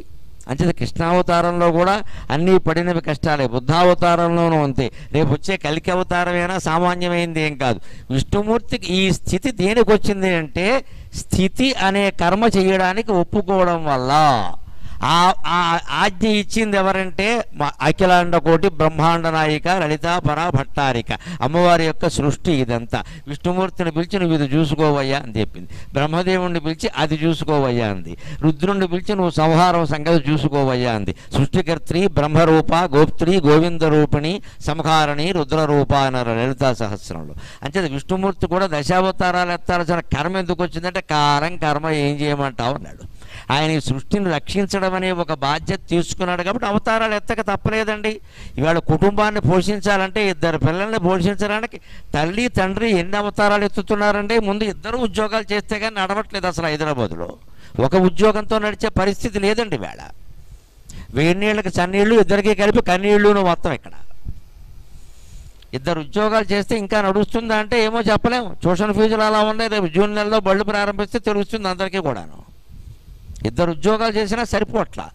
ఇంకా వీళ్ళకి చదువులై వీళ్ళకి పెళ్ళిళ్ళు అయ్యేసరికి మొత్తం వీళ్ళకి వృద్ధాశ్రమంగా తవ్వుతోంది చివరికి వచ్చేసరికి. ఏమంటారు దీన్ని? ఒక్క సంసారాన్ని పోషించడానికి మనం ఇన్ని అవతారాలు ఎత్తుతున్నామే. ప్రభుత్వ ఉద్యోగం ఉన్నవాడు కూడా మళ్ళీ ప్రైవేటు వ్యాపారం ఏదో చేస్తున్నాడు, సాయంత్రం ఎల్ఐసి బిజినెస్ అంటాడు, ఏదో ఒకటి అంటాడు, చిట్ ఫండ్ కంపెనీ అంటాడు, లేకపోతే నడవదని డబ్బులు కావాలంటాడు. ఒక కుటుంబాన్ని పోషించడానికి ఒక్క మనిషి ఇన్ని అవతారాలు ఎత్తుతూ ఉంటే 14 లోకాల్లో ఉండే కుటుంబాలన్నీ పోషించడానికి భగవంతుడు ఎన్ని అవతారాలు ఎత్తాలి? అంటే దాని కష్టాలు పడ్డాడు కానీ సుఖపడ్డాడు అనుకోవడం పొరపాటు. ఇక మూడోది రుద్రుడు, సాక్షాత్ అమ్మవారికి పతి. మనం అన్నం తింటూ ఉంటే ఏ శ్లోకం చదువుతాం? అన్నపూర్ణే మఖాపూర్ణే శంకర ప్రాణవల్లభే జ్ఞాన వైరాగ్య సిద్ధ్యర్థం భిక్షాం దేహి కృపామయి అని అమ్మవారిని ప్రార్థిస్తాం. శివుడు కూడా రోజు అమ్మవారి దగ్గర భిక్షాటం చేసుకోవలసిందే, లేకపోతే ఆవిడ కూడా అన్నం పెట్టదు. ఉత్తమ భార్య ఎవరంటే ఆవిడేం చెప్పాలి, చెయ్యి చాపితే కానీ ఆవిడ కూడా అన్నం పెట్టదు. ఇది అంతేకాదు, శివుడు బ్రహ్మదేవుడి యొక్క కపాలాన్ని హరించడం వల్ల బ్రహ్మహత్య చేశాడు అనేటువంటి నింద రావడం వల్ల 7 సంవత్సరాల పాటు కేదారనాథ్ ప్రాంతంలో భిక్షాటం చేసుకున్నాడండి. 7 సంవత్సరాలు శివుడు కూడా. ఆ భిక్షాటన ఎంతవరకు చేసుకోవాలి అంటే నిబంధన చెప్పారు. ఎక్కడికి వెళ్ళిన తర్వాత ఈ భిక్షాపాత్ర కింద పడి పగిలిపోతుందో అక్కడ ఆపేయమన్నారు. ఆ కింద పడి పగిలిపోయిన ప్రాంతమే కేదారనాథ్. అక్కడి నుంచి బద్రీనాథ్ వరుసగా ఉన్నాయి. ఆ కేదారనాథ్ ప్రాంతంలోనే కింద పడి పగిలిపోయింది. అందుకని ఇది చారధామ యాత్రలో ఒక ప్రధానమైన యాత్ర అయింది. 7 సంవత్సరాల పాటు శివుడు కూడా తాను బ్రహ్మని చంపినందుకు గాను, ఒక శిరస్సు ఖండించినందుకు గాను ఆ శిక్షను అనుభవించక తప్పల. అందుకని భర్తృ గారు ఏమంటున్నా అంటే, బ్రహ్మదేవుడిని కుమ్మరాయన్ని చేశాడు కాలం, విష్ణుమూర్తినేమో అవతారాలు ఎత్తమని చెప్పారు, శివుణ్ణేమో భిక్షాటం చేసుకోవయ్యా అన్నాడు. అంతేకాదు సూర్యో భ్రామ్యతి నిత్యమేవ గగనే, సూర్యుడు ఎప్పుడు ఆకాశంలో ఇట్నుంచి అటు అట్నుంచి ఇటు సంచరిస్తున్నాడు. పోనీ భూమి తిరిగినా ఆయన తిరిగినా మొత్తం మీద తిరగడమే కదా. ఈ కర్మ ఆయనకి పట్టింది అంటే కాలాయ తస్మై నమః. సూర్యచంద్రాది దేవతలందరూ ఇలా ఉండడానికి కాలమే ప్రధానమైన కారణం కదా. అందుకే మనం కూడా ఏం గుర్తుకు పెట్టుకోవాలంటే, కాలం ఎప్పుడు నిచ్చెన లాంటిది కాదు, కాలం చక్రం లాంటిది. అందుకే ఏ పరిణామానికి కంగారు పడొద్దు, ఏ పరిణామానికి పొంగిపోవద్దు. సాధారణంగా ఏమంటారంటే వైజ్ఞానికులు, నాస్తికులు వీళ్ళందరూ ఆ పూర్వం కంటే ఇప్పుడు చాలా అభివృద్ధి చెందింది కదండి ప్రపంచం. పూర్వం మా కాలంలో రేడియో ఉండేది, రేడియో తప్పితే ఏం లేదు. మాకైతే రేడియో కూడా లేదు. మా ఊళ్ళో మొత్తం ఊరు మొత్తం మీద ఒక్కటే రేడియో. అది వినడానికి ఆదివారం మధ్యాహ్నం సంక్షిప్త శబ్ద చిత్రం అని వచ్చేది, 1 గంట సేపు. 50 మంది కుర్రాళ్ళు గుడెరుగు మీద పోగయ్యేవాళ్ళు, దానికోసం ఇలా చెవులు పెట్టుకు వినేవాళ్ళం. అంతకుమించి ఎవరిళ్లలో రేడియోలు కూడా లేవు. ఇవాళ రేడియో దాటింది, టీవీ వచ్చింది, టీవీ సెట్లు వచ్చాయి, క్యాసెట్లు వచ్చాయి, సీడీలు వచ్చాయి, ఇంకా పెన్ డ్రైవ్లు వచ్చాయి, రకరకాలు వచ్చాయి. అంత మాత్రం చేత ఇది అభివృద్ధి అని చెప్పగలమా అండి? ఇవాళ పిల్లల్ని కాపాడుకోలేని పరిస్థితిలో ఉన్న స్మార్ట్ ఫోన్ కారణంగా. మరి ఈ స్మార్ట్ ఫోనే లేకపోతే, ల్యాండ్ ఫోనే కనుక హాలు మధ్యలో ఉంటే ఏ ఆడపిల్లైనా ఏ మగపిల్లాడైనా తప్పు చేసే అవకాశం ఉందా అంటే అన్ని తల్లిదండ్రుల అజమాయిషీలోనే జరుగుతాయిగా. ఖచ్చితంగా ఏం మాట్లాడినా అక్కడ మాట్లాడాల్సిందే కదా. ఇవాళ మొత్తం ఇంత ప్రతి వాళ్ళకి ఎవరికి చూసినా ఇంత ₹1,00,000 ఫోను. ఎవరు ఫోను పట్టుకుని వాళ్ళు గదిలో కూర్చుంటారు, తలిపేసుకుంటారు. ఏం చూస్తున్నారో తెలియదు, ఏం చేస్తారో తెలియదు. ఇప్పుడు దీన్ని అభివృద్ధి అనాలా, నాశనం అనాలా? భౌతికంగా చూస్తే అభివృద్ధి. రేడియో నుంచి టీవీకి, టీవీ నుంచి మన ఫోన్లోనే అన్నీ రావడానికి భౌతికంగా చూస్తే అంతే. కానీ నైతికంగా మనం అభివృద్ధి చెందావా అనేది మన మనస్సుకు తెలవాలి, కానీ ఈ సాధనాలు చెప్పలేవు. అందుకని భౌతిక అభివృద్ధి ఎప్పుడూ నైతిక అభివృద్ధి కాదు. కానీ మన వేదాంతం స్పష్టంగా ఏం చెబుతుందంటే ఇది పెరిగి పెరిగి పెరిగి పెరిగి పెరుగుట విరుగుట కొరకే. కాలచక్రం మళ్ళీ మామూలుగా ప్రాచీన సంప్రదాయాలన్నీ మళ్ళీ వస్తాయి, మీరు అనుమానించాల్సిన అవసరం ಇಲ್ಲ. కాలము నిత్యనంచు కలగంటిది గాని అదొక్క చక్రమై వ్రాలుచులు ఏచుచుండే. కాలము నిత్యనంచు కలగంటిది గాని అదొక్క చక్రమై వ్రాలుచులేచుచుండే.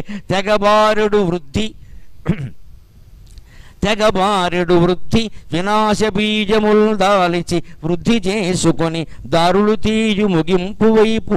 తెగబారుడు వృద్ధి వినాశ బీజముల్ దాలిచి వృద్ధి చేసుకొని దారులు తీయు ముగింపు వైపు.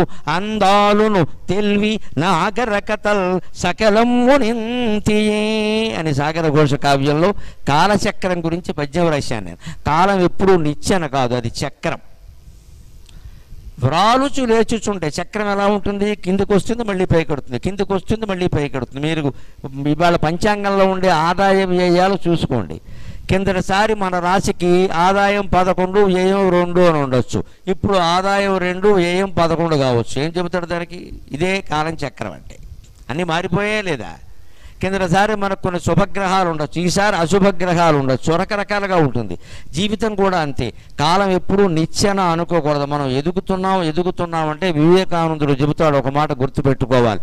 భౌతిక ప్రగతికి నైతిక పురోగతికి మధ్యలో అభిలషణీయమైన సమతౌల్యం లేకపోతే వ్యక్తికి శాంతి, సమాజానికి అభివృద్ధి ఉండవు అంటాడు. భౌతికంగా మనం ఎదుగుతున్నాం, బాగా ఇంట్లో వస్తువులు ఉన్నాయి, టెక్నాలజీ బాగా పెరిగిందంటే నైతికంగా ఏమవుతున్నామో గమనించాలి. చూడకూడని దృశ్యాలు చూస్తే, వినకూడని మాటలు వింటే నైతికంగా పతనం అయిపోతాం. ఇప్పుడు ఈ టెక్నాలజీ అంతా దేనికి ఉపయోగపడింది? పతనానికి ఉపయోగపడింది. అదే మరి ఉపయోగించుకోగలిగితే ఇవాళ మాబూటుగాళ్ళ ప్రవచనాలు ప్రపంచం అంతా వ్యాపిస్తున్నాయంటే ఈ టెక్నాలజీకు నమస్కారం. నిజంగా మేము దాసోహం అనాల్సిందే దానికి. లేకపోతే ఇంతమంది అభిమానులు మాకు ఏర్పడరు. ఇంతమంది వింటున్నారు, చేస్తున్నారంటే టెక్నాలజీయే కారణం. కానీ అందరూ ఇదే వింటున్నారా? వింటున్న వాళ్ళు మాత్రం దాన్ని ఆచరిస్తున్నారా అంటే ఎవరికి వారికి తెలియాలి. ఎవరూ చెప్పలేరు ఆ విషయాన్ని. అంచేది ఎవరికి వారు బేరీజు వేసుకోవాలి. మనం అభివృద్ధి చెందుతున్నావా, వెనకబడిపోతున్నావా, విన్నదాన్ని ఏం చేస్తున్నాం మనం అని ఆలోచించాలి. అంచేది ఎప్పుడు కాలం నిచ్చెన కాదు, చక్రం. అవి రాలుచు లేచుచుండు తెగబారుడు వృద్ధి వినాశ బీజములు దాలిచి వృద్ధి చేసుకుని దారులు తీసి ముగింపు వైపు. ఇప్పుడు కొత్తగా మన ప్రాణాలు తీయడానికి ఒకటి వస్తుంది, ఆర్టిఫిషియల్ ఇంటెలిజెన్స్ అని. ఇప్పటికే బాగా వచ్చేసింది. అప్పటికే రోబోలను పెడుతున్నారు ప్రతి చోట, హోటల్స్లోనూ అక్కడ కూడా. రోబోలను పెట్టిన కొద్దీ ఏమవుతాయండి? ఉద్యోగాలన్నీ శ్రీమద్ రమారమణ గోవిందో హరి. దానికి ఏం చెబుతారు మనకి? నువ్వు రోబో టెక్నాలజీ నేర్చుకోవాలి, ఇదో కర్మ, ఇదో కర్మ ఇది. ఇప్పుడు పాపం ఇళ్లలో అమ్మమ్మలు మామలు ఉంటారే, వాళ్ళంతా ఏదో పూర్వం పురాణాలు, రామాయణ భారతాలు చదువుకున్నారు. వాళ్ళకి తెలుగు తప్పితే ఇంగ్లీషు రాదు. ఇప్పుడు వాళ్ళకి వచ్చిన పెద్ద కర్మ ఏమిటంటే ఈ 70 ఏళ్ళ ఆవిడ, 80 ఏళ్ళ ఆవిడ మనవరాల కోసం ఇంగ్లీషు నేర్చుకుంటుంది. దీన్నే పెద్ద తద్దినం అంటారు. లేకపోతే ఈ మనవరాలు ఆవిడతో మాట్లాడదు. హౌ ఆర్ యూ గ్రాండమా అంటుంది ఆవిడ. ఈ గ్రాండమా ఏమిటో తెలియాలంటే ఈవిడ ఇంగ్లీషు నేర్చుకోవాలి.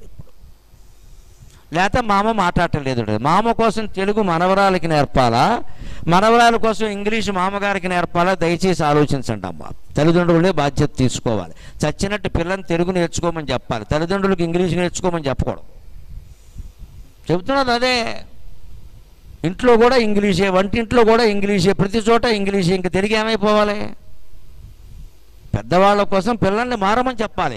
ఇంట్లో పెద్దవాళ్ళు ఇద్దరు ఉన్నప్పుడు టీవీ చూస్తూ ఉంటే ముందు అవకాశం వాళ్ళకి ఇవ్వాలి. మా పిల్లలకు కూడా అలవాటు చేయాలి. మామగారు చూస్తారా, మీరు అక్కడికి వెళ్ళకండి అని చెప్పాలి. అప్పుడు వీళ్ళకి పెద్దవాళ్ళని గౌరవించడం అలవాటు అవుతుంది. దాని ద్వారా వచ్చే మార్పు ఏమిటంటే ఈ తల్లిదండ్రులకే ప్రయోజనం. మా అమ్మగారిని గౌరవించిన వాడు మా అమ్మని గౌరవించడా? ఖచ్చితంగా. మా అమ్మగారిని గౌరవించమని అమ్మ చెబితే గౌరవించమని చెప్పిన అమ్మను కూడా గౌరవిస్తాడు. అంటే ఇంట్లో అత్తమామలున్నా తల్లిదండ్రులున్నా ముందు వాళ్ళని గౌరవించడం అనేది పిల్లలకి నేర్పాలి, ఖచ్చితంగా నేర్పాలి. పిల్లాడు కానీ అన్నం తినడానికి వస్తుంటే మామగారు తిన్నారేమో కనుక్కున్నావా, తాతగారు తిన్నారేమో తెలిసినా సరే ఓసారి వెళ్ళమని చెప్పాలి.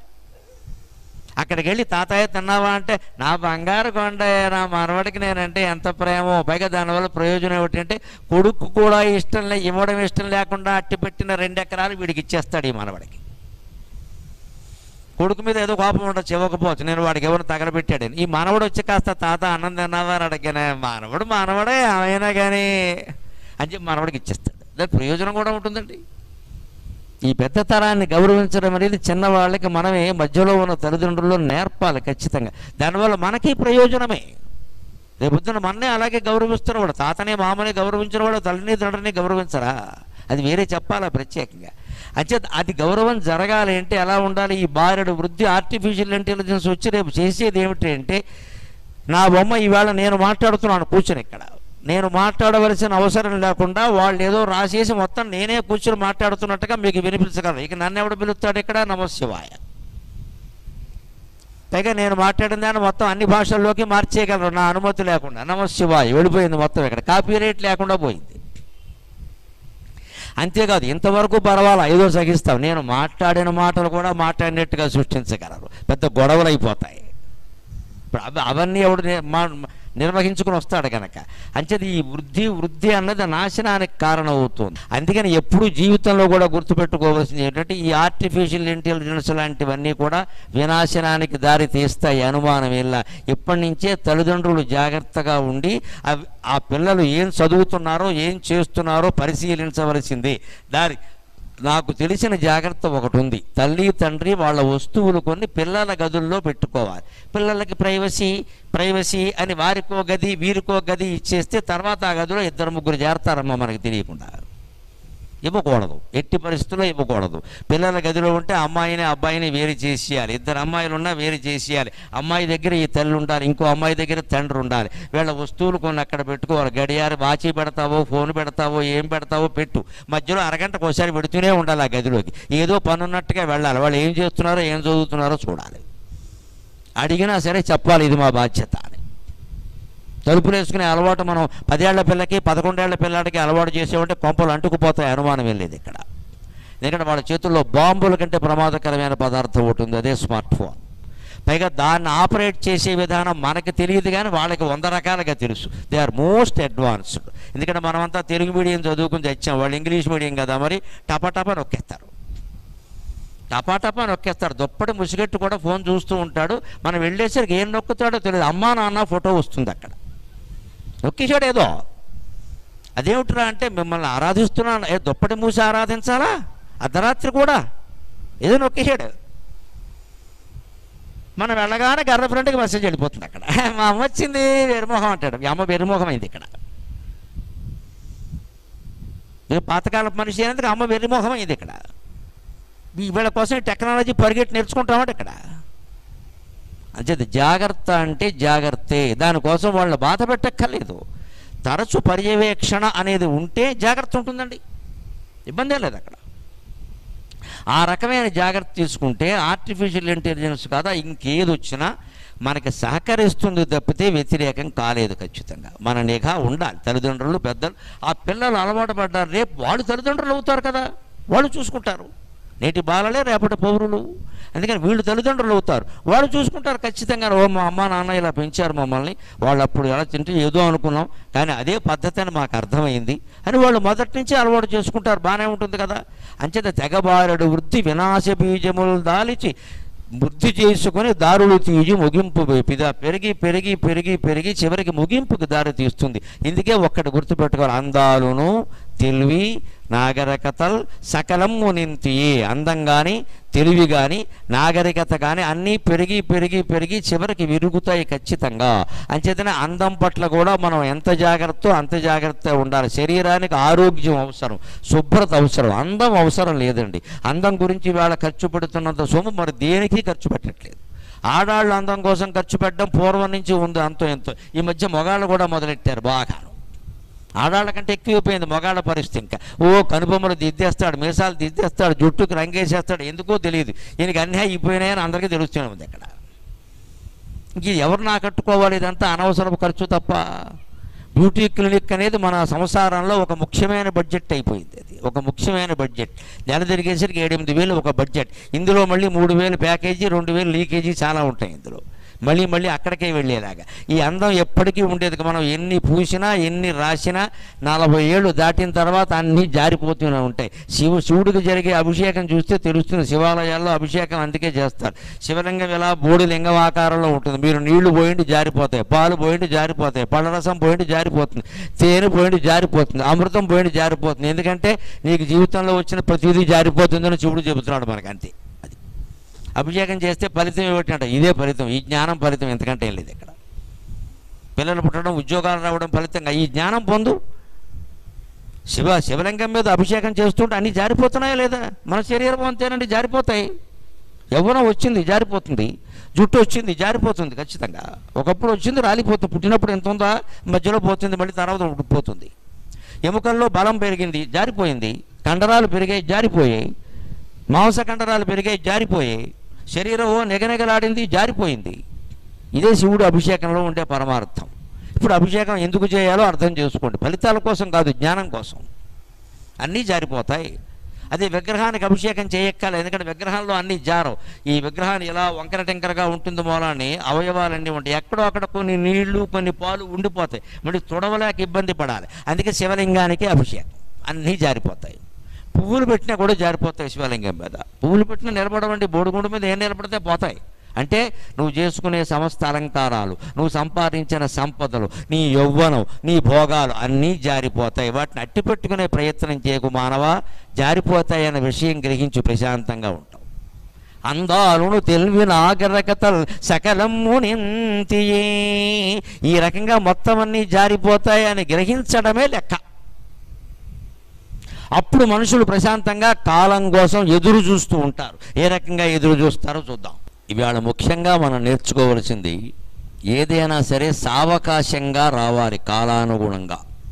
తొందరగా రావాలని అనుకోకూడదు. చాలామందిలో ఇవాళ నిరాశలు నిస్పృహలు ఎందుకు జరుగుతున్నాయి, ఆత్మహత్యలు ఎందుకు చేసుకుంటున్నారు యువతరం అంటే తక్షణం రావాలి, తక్షణం రావాలి, ఇమీడియట్ రిజల్ట్, ఇమీడియట్ రిజల్ట్. ఈ ఇమీడియట్ రిజల్ట్, తక్షణం ఫలితం అనే దాని నుంచి యువతరాన్ని వేరు చేయాల్సిన బాధ్యత పెద్దల మీదే ఉంది. బాల మేధావులు ఉన్నారు ఇవాళ చాలామంది. చిన్నతనంలోనే గొప్ప ప్రజ్ఞ ప్రదర్శిస్తారు. భగవద్గీత ఏదో ఒక 100 శ్లోకాలు అప్పగిస్తాడు, లేకపోతే ఒక అమ్మాయి వేదిక మీద నాట్యం చేస్తుంది ఒక 5-6 గంటలు, లేకపోతే ఒక అమ్మాయి ఎడతెరిపి లేకుండా పాడుతుంది. ఇంకా రకరకాల ప్రసంగాలు చేసేవాళ్ళు, రకరకాల జ్ఞాపక శక్తి బాగా ఉన్నవాళ్ళు, అన్ని దేశాల పేర్లు, జెండాల పేర్లు అన్నీ చెప్పేసేవాళ్ళు ఉన్నారు. ఈ బాల మేధావుల్ని సావకాశంగా ఎదగనియ్యాలి మనం. చాలామంది తల్లిదండ్రులకు ఉండే ఆలోచన ఏమిటంటే తొందరగా మా అమ్మాయి 3 ఏళ్లలో పెద్ద ఏదో అయిపోవాలి, 6 ఏళ్లలో ఏదో అయిపోవాలి అని చెప్పడం. ఈ తొందర పెట్టడం వల్ల ఏమవుతుందంటే వాళ్ళ మేధాశక్తి పెరక్కపోగా నాశనం అవుతుంది. అది పిందె కాయ అవ్వడానికి, కాయ పండవడానికి పట్టే సమయం ఉంటుంది. అందుకని పిల్లలు సావకాశంగా స్కిల్, నైపుణ్యాన్ని పెంచుకునే ప్రయత్నం చేయనియాలి తప్ప వాళ్ళని అప్రయత్నంగా తొందరగా ఎదిగించేద్దామని వాళ్ళ మీద ఒత్తిడి చేయొద్దు. ఈ ఒత్తిడి ఎంతవరకు వెళ్ళింది అంటే ఎదిగే మనుషుల్ని ఎదగనీయకుండాను ఇంజక్షన్లు చేస్తున్నారు, చిన్నపిల్లల్ని ఎదగడానికి ఇంజక్షన్లు చేస్తున్నారు తల్లిదండ్రులే స్వయంగా. నేను ఇంక ప్రస్తావిస్తే బాగుండదు ఎందుకోసం అనేది. ఆ అమ్మాయి పొరపాటుని సినిమాల్లో చేరి బాలనటిగా వేసింది అంటే తొందరగా ఎదిగితే హీరోయిన్ అవకాశాలు వస్తాయి కదా అని ఇంజక్షన్లు చేస్తున్నారు. ఏమైపోతుందండి ఆ అమ్మాయి? శరీర అవయవాల్ని బలవంతంగా ఎదిగిస్తే ఏమవుతుందండి? ఎంత నష్టం అది. అలాగే ఎదిగినటువంటి హీరోయిన్ ఇంకా ఎదిగితే అవకాశాలు ఉండవు. ఇంకా మగాళ్ళకేమో మన కర్మ ఏమిటంటే మన సినిమా రంగంలో 70 ఏళ్ళ వాడు కూడా 20 ఏళ్ళ అమ్మాయితో గంతులు వేస్తాడు, వాడికి ఏమీ తప్పు కాదు, మనం హాయిగా చూస్తూ ఉంటాం ఇలాగా. అదే అమ్మాయిలకు మాత్రం ఎంత దరిద్రం అంటే 20 కాదండి 25 రాగానే ముసలిది అయిపోయి వెళ్ళిపో, వాళ్ళ కర్మ కాలింది ఇక్కడ. అమ్మమ్మ దగ్గర నుంచి మనవరాల వరకు వేసేస్తాడు ఈ హీరో గారు మొత్తం. హీరోయిన్కి అవకాశం లేదు, కాస్త 30 కూడా కాదు 25 దాటగానే ఇంకా పనికిరావు అంతే. అంటే అందమే చూస్తున్నారు, నటన చూడడం లేదు. వెనక సావిత్రి, కృష్ణకుమారి వంటి మహానటీమణులు ఉన్న రోజుల్లో ఈ దారుణం లేదు ఇక్కడ. అందుకే వాళ్ళు ఒక్కొక్కళ్ళు, మహానటి సావిత్రి ఒక 40 ఏళ్ళు రంగంలో ఉంది, ఆవిడ సుమారు ఒక 40 ఏళ్ళు రంగంలో ఉంది. అప్పటి హీరోయిన్స్ కూడా అలాగే ఉన్నారు వాళ్ళు. ఇప్పుడు హీరోయిన్స్ని మీరు చూడండి 2-3 ఏళ్ళు దాటితే ఎవడో కనపట్లేదు ఇక్కడ, అలా వాళ్ళ పేర్లే గుర్తుంటలేదు ఇక్కడ. ఎవరైనా ఉంటే కదా. ఘంటసాల గారు ఎంతకాలం పాడాడు పాటలు, బాలసుబ్రహ్మణ్యం గారు ఎంతకాలం పాడాడు పాటలు, చిత్ర ఎంతకాలం పాడాడు, పి సుశీల, లీల ఎంతకాలం పాడారు, దశాబ్దాలు, 3 దశాబ్దాలు 4 దశాబ్దాలు ఏలేశారు వాళ్ళు. ఇవాళ ఎవ్వరికీ అవకాశాలు లేవు, తొందరగా తోసేస్తున్నారు. ఈ తొందరని ఆపుకుని సావకాశంగా ఎదగనివ్వాలి, సావకాశంగా ఆస్వాదించాలి దేన్ని అయినా సరే. అప్పుడే మనం దేంట్లోనైనా రాణించగలుగుతాం ఖచ్చితంగా. అందుకని బాలమేధావుల్ని ఎదగనివ్వాలి మనం బాగా. అంటే ముందు చదువు బాగా శ్రద్ధ చేసేలా చేసి, దాంతోపాటే ఈ సంగీతమో నాట్యమో ఈ కళ కూడా ఎదగనిస్తే కాలం తన మహిమను చూపించి ఒకనాటికి వాడు మంచి సంగీత విద్వాంసుడుగా, మంచి కవిగా, మంచి చిత్రలేఖకుడుగా, మంచి నటుడుగా, మంచి నటీమణిగా తయారవుతారు. జీవితంలో నిలబడిపోతారు, ఖచ్చితంగా నిలబడిపోతారు. పూర్వం సినిమాల్లో కవర్ని తీసుకునేవాళ్ళు అంటే నేరుగా ఎవరిని రానిచ్చేవారు కాదు, నాటకాల్లో బాగా అనుభవం ఉన్నవాళ్ళని సినిమాల్లోకి తీసుకునేవాళ్ళు. సినిమా డైరెక్టర్లు పల్లెటూళ్ళు వచ్చి ఈ దేవుడు ఉత్సవాలు జరుగుతుంటే, నాటకాలు జరుగుతుంటే జనంలో కూర్చునేవారు, ఎవరికి కనపడేవారు కాదు. ఆరుద్ర, మన ఆదుర్తి సుబ్బారావు గారు ఇలాంటి వాళ్ళు ఉన్నప్పుడు, వి మధుసూదన్ రావు ఇలాంటి వాళ్ళు ఉన్నప్పుడు వాళ్ళు వచ్చేవారు అక్కడ. పుల్లయ్య గారు జనం మధ్యలో కూర్చుని ఎవరు విలన్ పాత్ర ఎవరు బాగా వేస్తున్నారు, నటుడు పాత్ర, హీరో పాత్ర ఎవరు బాగా వేస్తున్నారు చూసి వాళ్ళని పిలిచి, ఏమయ్యా నీకు సినిమాలో ఆసక్తి ఉందా అని వాళ్ళ తల్లిదండ్రుల అనుమతి తీసుకెళ్ళేవారు, లేదా వద్దంటే వదిలేసేవారు. అలాంటి నాటకాల్లో ఒక 50-60 నాటకాలు వేసిన నటుడు సినిమాల్లో బాగా నిలదొక్కున్న రామారావు గారు, నాగేశ్వరరావు గారు వీళ్ళందరూ నాటకాల్లో బ్రహ్మాండంగా వేసిన వాళ్ళే, కాలేజీ నాటకాల్లో. తర్వాతే అక్కడి నుంచి వెళ్ళారు వాళ్ళు ఖచ్చితంగా. ఆ అనుభవం బాగా ఉపయోగపడింది. అంచేది వాళ్ళ మనం కూడా అటువంటి అనుభవంతో వాళ్ళని ఎదగనివ్వాలి, కానీ వాళ్ళ అభివృద్ధిని మధ్యలో దెబ్బతీయద్దండి. ఇంకొక మాట, ఒక రహస్యం, ఇది వాళ్ళ సర్వేల్లో బయటపడింది. మనకి ఎప్పటికీ రామాయణం చెప్పినా, భారతం చెప్పినా, భాగవతం చెప్పినా, కొన్ని వేల ఏళ్ల క్రితం జరిగినటువంటి కథలు ఇప్పటికీ మన మనస్సుకు ఎందుకు బాగా నచ్చుతున్నాయండి? అదే ఒక కొత్త నవల ఏదైనా చదివితే దాన్ని వెంటనే మర్చిపోతున్నాం. ఒక సినిమా చూసినా దాని ప్రభావం ఒక 6 నెలల్లో ఏడాది ఉందేమో వదిలేస్తున్నాం, అంతకంటే ఏం గుర్తుపెట్టుకోవట్లా. కానీ అదే రామనామం పేరు మీద ఇప్పుడు రేపటి నుంచి మొదలై రామనామం వరకు రామాయణోపన్యాసాలు జరుగుతుంటే ఇంత జనం, ఇన్ని వేల మంది వచ్చి ఇన్ని రోజులు వింటారు. మహాభారతం చెబితే వింటూనే ఉన్నారు, భాగవతం చెబితే వింటూనే ఉన్నారు. దానికి కారణం ఏమిటంటే ఆ కథలు ఎప్పటికీ అన్వయించడం ఒకటి. అంతకంటే ఇటీవల పరిశోధనల్లో ఒకటి బయటపడి పత్రికల్లో వచ్చి నేను ఆశ్చర్యపోయా. 50,000 ఏళ్లుగా మానవ శరీర నిర్మాణంలో మార్పు లేదుట. సైన్స్ శాస్త్రవేత్తలు బయటపెట్టిన నియమం. 50,000 ఏళ్లుగా మానవ శరీర నిర్మాణంలో మార్పు లేదు. అందుకే 50,000 ఏళ్ల క్రితం వరకు జరిగినటువంటి కథలన్నీ మన శరీరానికి, మన మనస్సుకి యథాతథంగా నచ్చుతాయి, అనుమానం ఎలా. భారతం జరిగి 5,000 ఏళ్ళు అయింది, రామాయణం అంతకంటే ఇంకో 5,000 10,000 ఏళ్ళు ముందేసుకో, అంతకంటే ఏం లేదు అక్కడ. అందుకని అవి కూడా ఇప్పటికి మనకు ఎదుగుతున్నాయంటే ఆ కాలం నాటి శరీర ఆకారాలు, అంటే మళ్ళీ పొడుగు కాదు, పొడుగు వేరే, పొడుగు పొట్టి లావు ఆ ఆకారాలు వేరే. కానీ మనిషికి 2 కాళ్ళే ఉండడం, 2 చేతులే ఉండడం, నిలబడి ఉండడం, ఇలా ముందుకు నడుస్తూ ఉండడం, జంతువులాగా వంగకుండా ఉండడం, తల పైకెత్తుకోవడం, ఈ రకమైన ఆకార నిర్మాణం ఉంది. ఇది ఎనాటమీ ప్రకారం 50,000 ఏళ్ల బట్టి ఒకేలా ఉంది. అందుకని అదే రకమైన ఆకారం కలిగిన మానవుల చరిత్రలు మనకి ఇప్పటికీ ఎక్కుతున్నాయి. అంతేకాదు మనస్తత్వం కూడా అంతే. రాముడికి పొద్దున్న రాజ్యం ఇస్తామని చెప్పారు, రాత్రికి ఆ పట్టాభిషేకం మాయమైపోయింది. ఇప్పుడు రాజకీయాల్లో అంతకంటే ఏమైనా గొప్పగా ఉందా? ఒక్కొక్కరికి ఏదో మొన్న 5-6 రాష్ట్రాల ఎన్నికలు జరిగాయి చూడండి, వారు ముఖ్యమంత్రి అవుతారు, వీరు ముఖ్యమంత్రి అవుతారు అని ఊహించారు. ఎవ్వరికీ తెలియని అనామకుల్ని ముఖ్యమంత్రులను చేశారు. బాగా ప్రసిద్ధులైన వారు ఎవరు అవుతారని పేపర్లో బాగా వాళ్ళ ముఖాలు బాగా వచ్చేసి ఎవరికి ఇవ్వాల, ఎవరికో ఇచ్చారు అవకాశం. అంటే ఇప్పుడు జరుగుతుంది కదా, అనుకున్న వాళ్ళకి రాదు, రాని వాళ్ళకి వస్తుంది. అంచేత ఈ మాయలకి మనం సిద్ధంగా ఉండాలి ఖచ్చితంగా. అప్పుడు మనం దేన్నైనా సరే గమనించగలుగుతాం. అప్పుడు కాలం మన గుప్పెట్లో ఉంటుంది ఖచ్చితంగా. ఇంకొక మాట, కాలం ఎలా ఏర్పడుతుందో, అసలు కాలం అంటే ఏమిటి అంటే స్పష్టంగా వ్యాసభారతం సహా అన్నింటిలోనూ చెబుతారు. కాలానికి కారణం మన మనస్సే. మన మనస్సును బట్టే కాలం ఏర్పడుతుంది. ఈ ఉగాది అందరికీ శుభం చేస్తుందా, అశుభం చేస్తుందా, మేలు చేస్తుందా ఈ సంవత్సరం అంతా అంటే సంవత్సరం మీద ఆధారపడి లేదండి, మన మనస్సు మీద ఆధారపడి ఉంది. మన మనస్సును గనక ఈ రోజు నుంచి వచ్చే ఉగాది వరకు జాగ్రత్తగా ఎప్పటికప్పుడు పరిశీలించుకుని నియమించుకోగలిగితే తప్పనిసరిగా అందరము శుభాలే పొందుతాం, అందరము శుభాలే పొందుతాం. మనం కాలం ఇలా ఎందుకు ఉందంటే వెంటనే ఏం చెబుతామండి, కలికాలం అండి, ఎలా ఉండకపోతే ఎలా ఉంటుంది, ఎప్పుడో వ్యాసుడు చెప్పాడుగా అంటాడు. కానీ వ్యాసుడు ఏం చెప్పాడో తెలుసా కాలాన్ని గురించి? కాలో వా కారణం రాజ్ఞక, కాలో వా కారణం రాజ్ఞక, రాజా వా కాల కారణం ఇతి తే సంశయో మాభూత్ రాజా కాలస్య కారణం. ఈ పరిపాలనలు ఇలా ఉండడానికి, ఈ ప్రజలు ఇలా ఉండడానికి కాలం కారణమా, లేదు కాలం ఇలా ఉండడానికి ఈ ప్రజల మనస్తత్వాలు పరిపాలనే కారణమా అంటే వ్యాసుడు ఏమంటున్నాడంటే ఇతితే సంశయో మాభూత్, మీకేం అనుమానం అక్కల్లా, రాజా కాలస్య కారణం, పరిపాలించేవాడిని బట్టే అన్ని పరిస్థితులు ఉంటాయి. వ్యాసుడు చెప్పింది ఏమిటి అంటే కాలం మనుషుల మీద ఆధారపడింది కానీ మనుషులు కాలం మీద ఆధారపడలేదు. కాలం మీద తోసేయకండి, సంవత్సరాల పేర్లు నక్షత్రాల పేర్లు పెట్టి జాతకాలు మాట్లాడకండి ఎక్కడని చెప్పాడు స్పష్టంగా. కుంతీదేవికి కృష్ణుడికి జరిగిన సంవాదం ఇది ఉద్యోగ పర్వంలో. ఎందుకంటే కుంతీదేవి అంటుంది ధర్మరాజు దగ్గరికి వెళ్ళి యుద్ధం చేయమని చెప్పవయ్యా అంటుంది. కుంతి తల్లి కదా, యుద్ధం చేయమని చెప్పవయ్యా, 5 ఊళ్ళు అడిగట్ట, సిగ్గుందా అని అడిగింది ఆవిడ.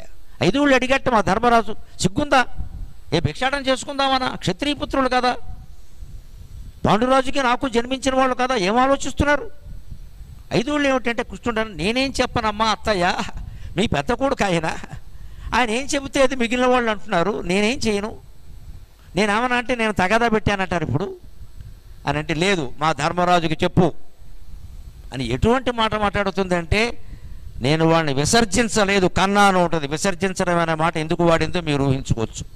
వ్యాసుడు వాడింది అదే, నేను వాడిని విసర్జించలేదు కన్నాను అంటుంది.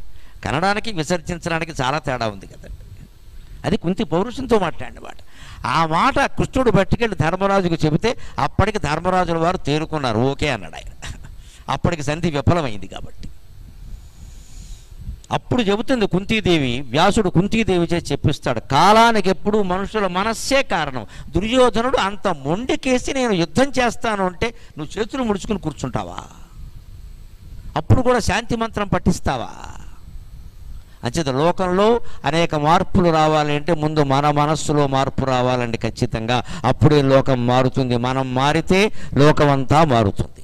మీకు ఇంకా దాని గురించి విశేషంగా వినాలనుంటే ఒక 2 నెలల క్రితం, ఒక నెల క్రితమే నేను సత్యసాయి నిగమాగమంలో మనం మారితే ప్రపంచం అంతా మారుతుంది, స్వీయ పరివర్తనే విశ్వ పరివర్తన అనే అంశం మీద 2 గంటలు మాట్లాడాను. ఈ శ్రీగరికపాటి నరసింహరావు ఆఫీషియల్లో దొరుకుతోంది, వినండి. మనం ఒక్కళ్ళ మారితే ప్రపంచం అంతా మారుతుందమ్మా, అనుమానం వెళ్ళ.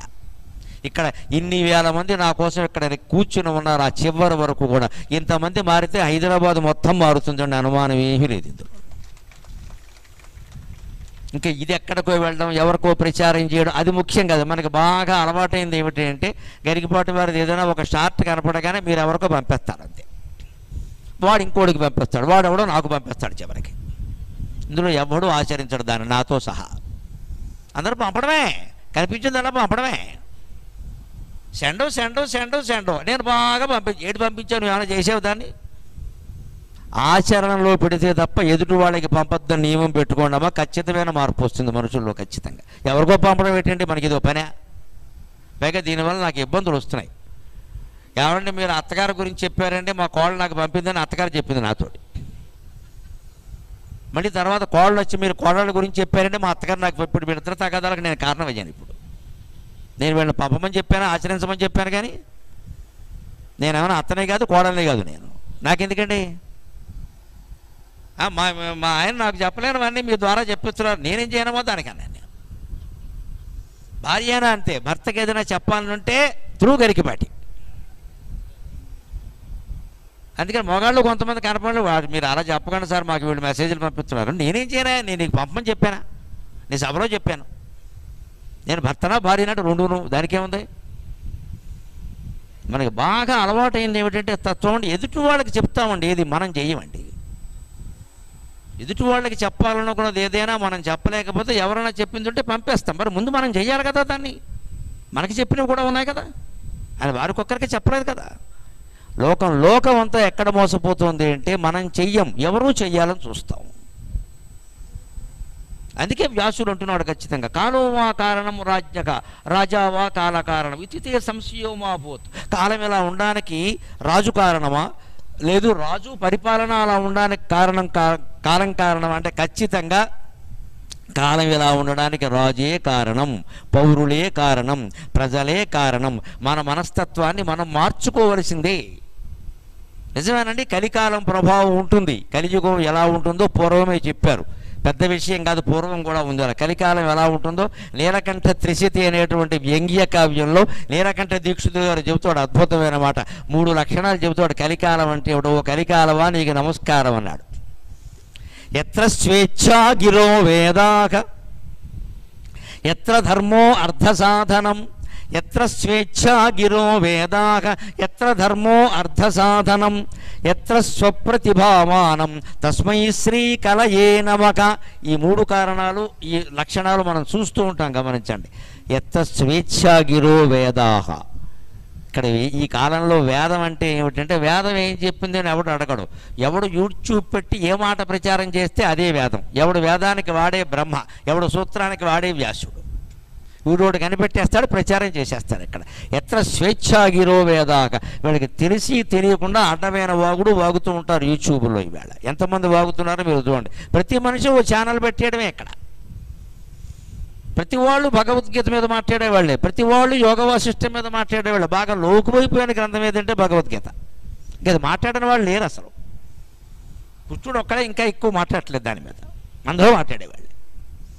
ఏవేవో కలిపేయడం, ఏవేవో చెప్పేయడం ఇక్కడ ప్రతి వాళ్ళు. అందుకే ఎత్ర స్వేచ్ఛాగిరో వేదాక. ఎవడికి తోచిందో వాడు మాట్లాడదు, దాన్నే వేదంగా చెబుతూ ఉంటాడే, అదే కలికాలం లక్షణం అన్నాడు. ఇంకో మాట చెప్పాడు, గమనించండి. ఎత్ర ధర్మో అర్థ సాధనం. బాగా కనపడుతోంది వేళ. గుళ్ళు బాగా కడుతున్నారండి, విపరీతంగా గుళ్ళు విపరీతంగా కడుతున్నారండి. ఎక్కడ చూసినా కొత్త గుడి. పాత గుడి ఏమైపోయింది తెలియదు. కానీ అందరూ ధర్మస్థాపన కోసమే గుడి కడుతున్నారు. ఒక గుడి ఉందంటే నేను మొహమాటం లేకుండా చెబుతానండి, సమీపంలో ఉన్న పోలీస్ స్టేషన్ రద్దయిపోవాలి. గుడి ఉందంటే కారణం అది. ఒక గుడి మనం కట్టాము అంటే ఆ వీధిలో, ఆ సమీపంలో ఉన్న పోలీస్ స్టేషన్ రద్దయిపోవాలి. తగాదాలు ఉండొద్దు, ప్రశాంతంగా ఉండాలి. ఉంటుందా? ఉండదండి. ఒక గుడి అప్పటికే ఉంటుంది, దానికి ఎవరో చైర్మన్ వాళ్ళు ఉండి ఏదో చేస్తూ ఉంటారు. అందులో ఆ కమిటీ వాళ్ళు ఒకరిద్దరు గొడవలు అవుతాయి. ఈయన వేరే గుడి కట్టేస్తాను. ఇక్కడ ఆడి గుడిలోకి నేను వెళ్ళను, వాడి గుడిలోకి నేను వెళ్ళను, నా గుడి నువ్వు కట్టుకుంటానంటే ఇప్పుడు దేవుడు ఏం కావాలి? మన గుడి ఎందుకు కట్టినట్టు? మనం చైర్మన్ కావడానికి. దేవుడి కోసం కాదు, ఇక్కడ ధర్మం కోసం కాదు. అది 18వ శతాబ్దంలో నీలకంఠ దీక్షితులు గారు చెప్పాడు. అప్పయ్య దీక్షితులు గారు మనవడు. ఎత్ర ధర్మో అర్థ సాధన. ఇక్కడ ధార్మిక కార్యక్రమాలు కూడా ఎందుకు జరుగుతూ ఉంటాయంటే డబ్బులు సంపాదించడం కోసం అని చెప్పాడు. ఎంత బాగా చెప్పాడు! 200-300 ఏళ్ల క్రితం. కలికాలంలో ధార్మిక కార్యక్రమాలు కూడా ఎందుకు జరుగుతూ ఉంటాయంటే డబ్బులు సంపాదించడానికే. యాత్ర స్పెషల్ వేసే అయోధ్య. ఇప్పుడు అయోధ్య యాత్ర మంచి కాస్ట్లీ, బ్రహ్మాండంగా ఉంది. అయోధ్య అనగానే బయలుదేరిపోతున్నారు అంతే. ఇంకా బాలరాముడు పెద్ద హీరో అయిపోయాడు ఇవాళ. మొత్తం డ్రైవర్ రాముడు, ట్యాక్సీ రాముడు, అడవి రాముడు అందరూ పోయారు. బాలరాముడు మిగిలాడు ఇవాళ. నువ్వు బాలరాముడు చూసావా? ఇప్పుడు చూసి ఏం చేసిందో తెలియక నేను చూడాలి వెళ్ళి. ఇక్కడ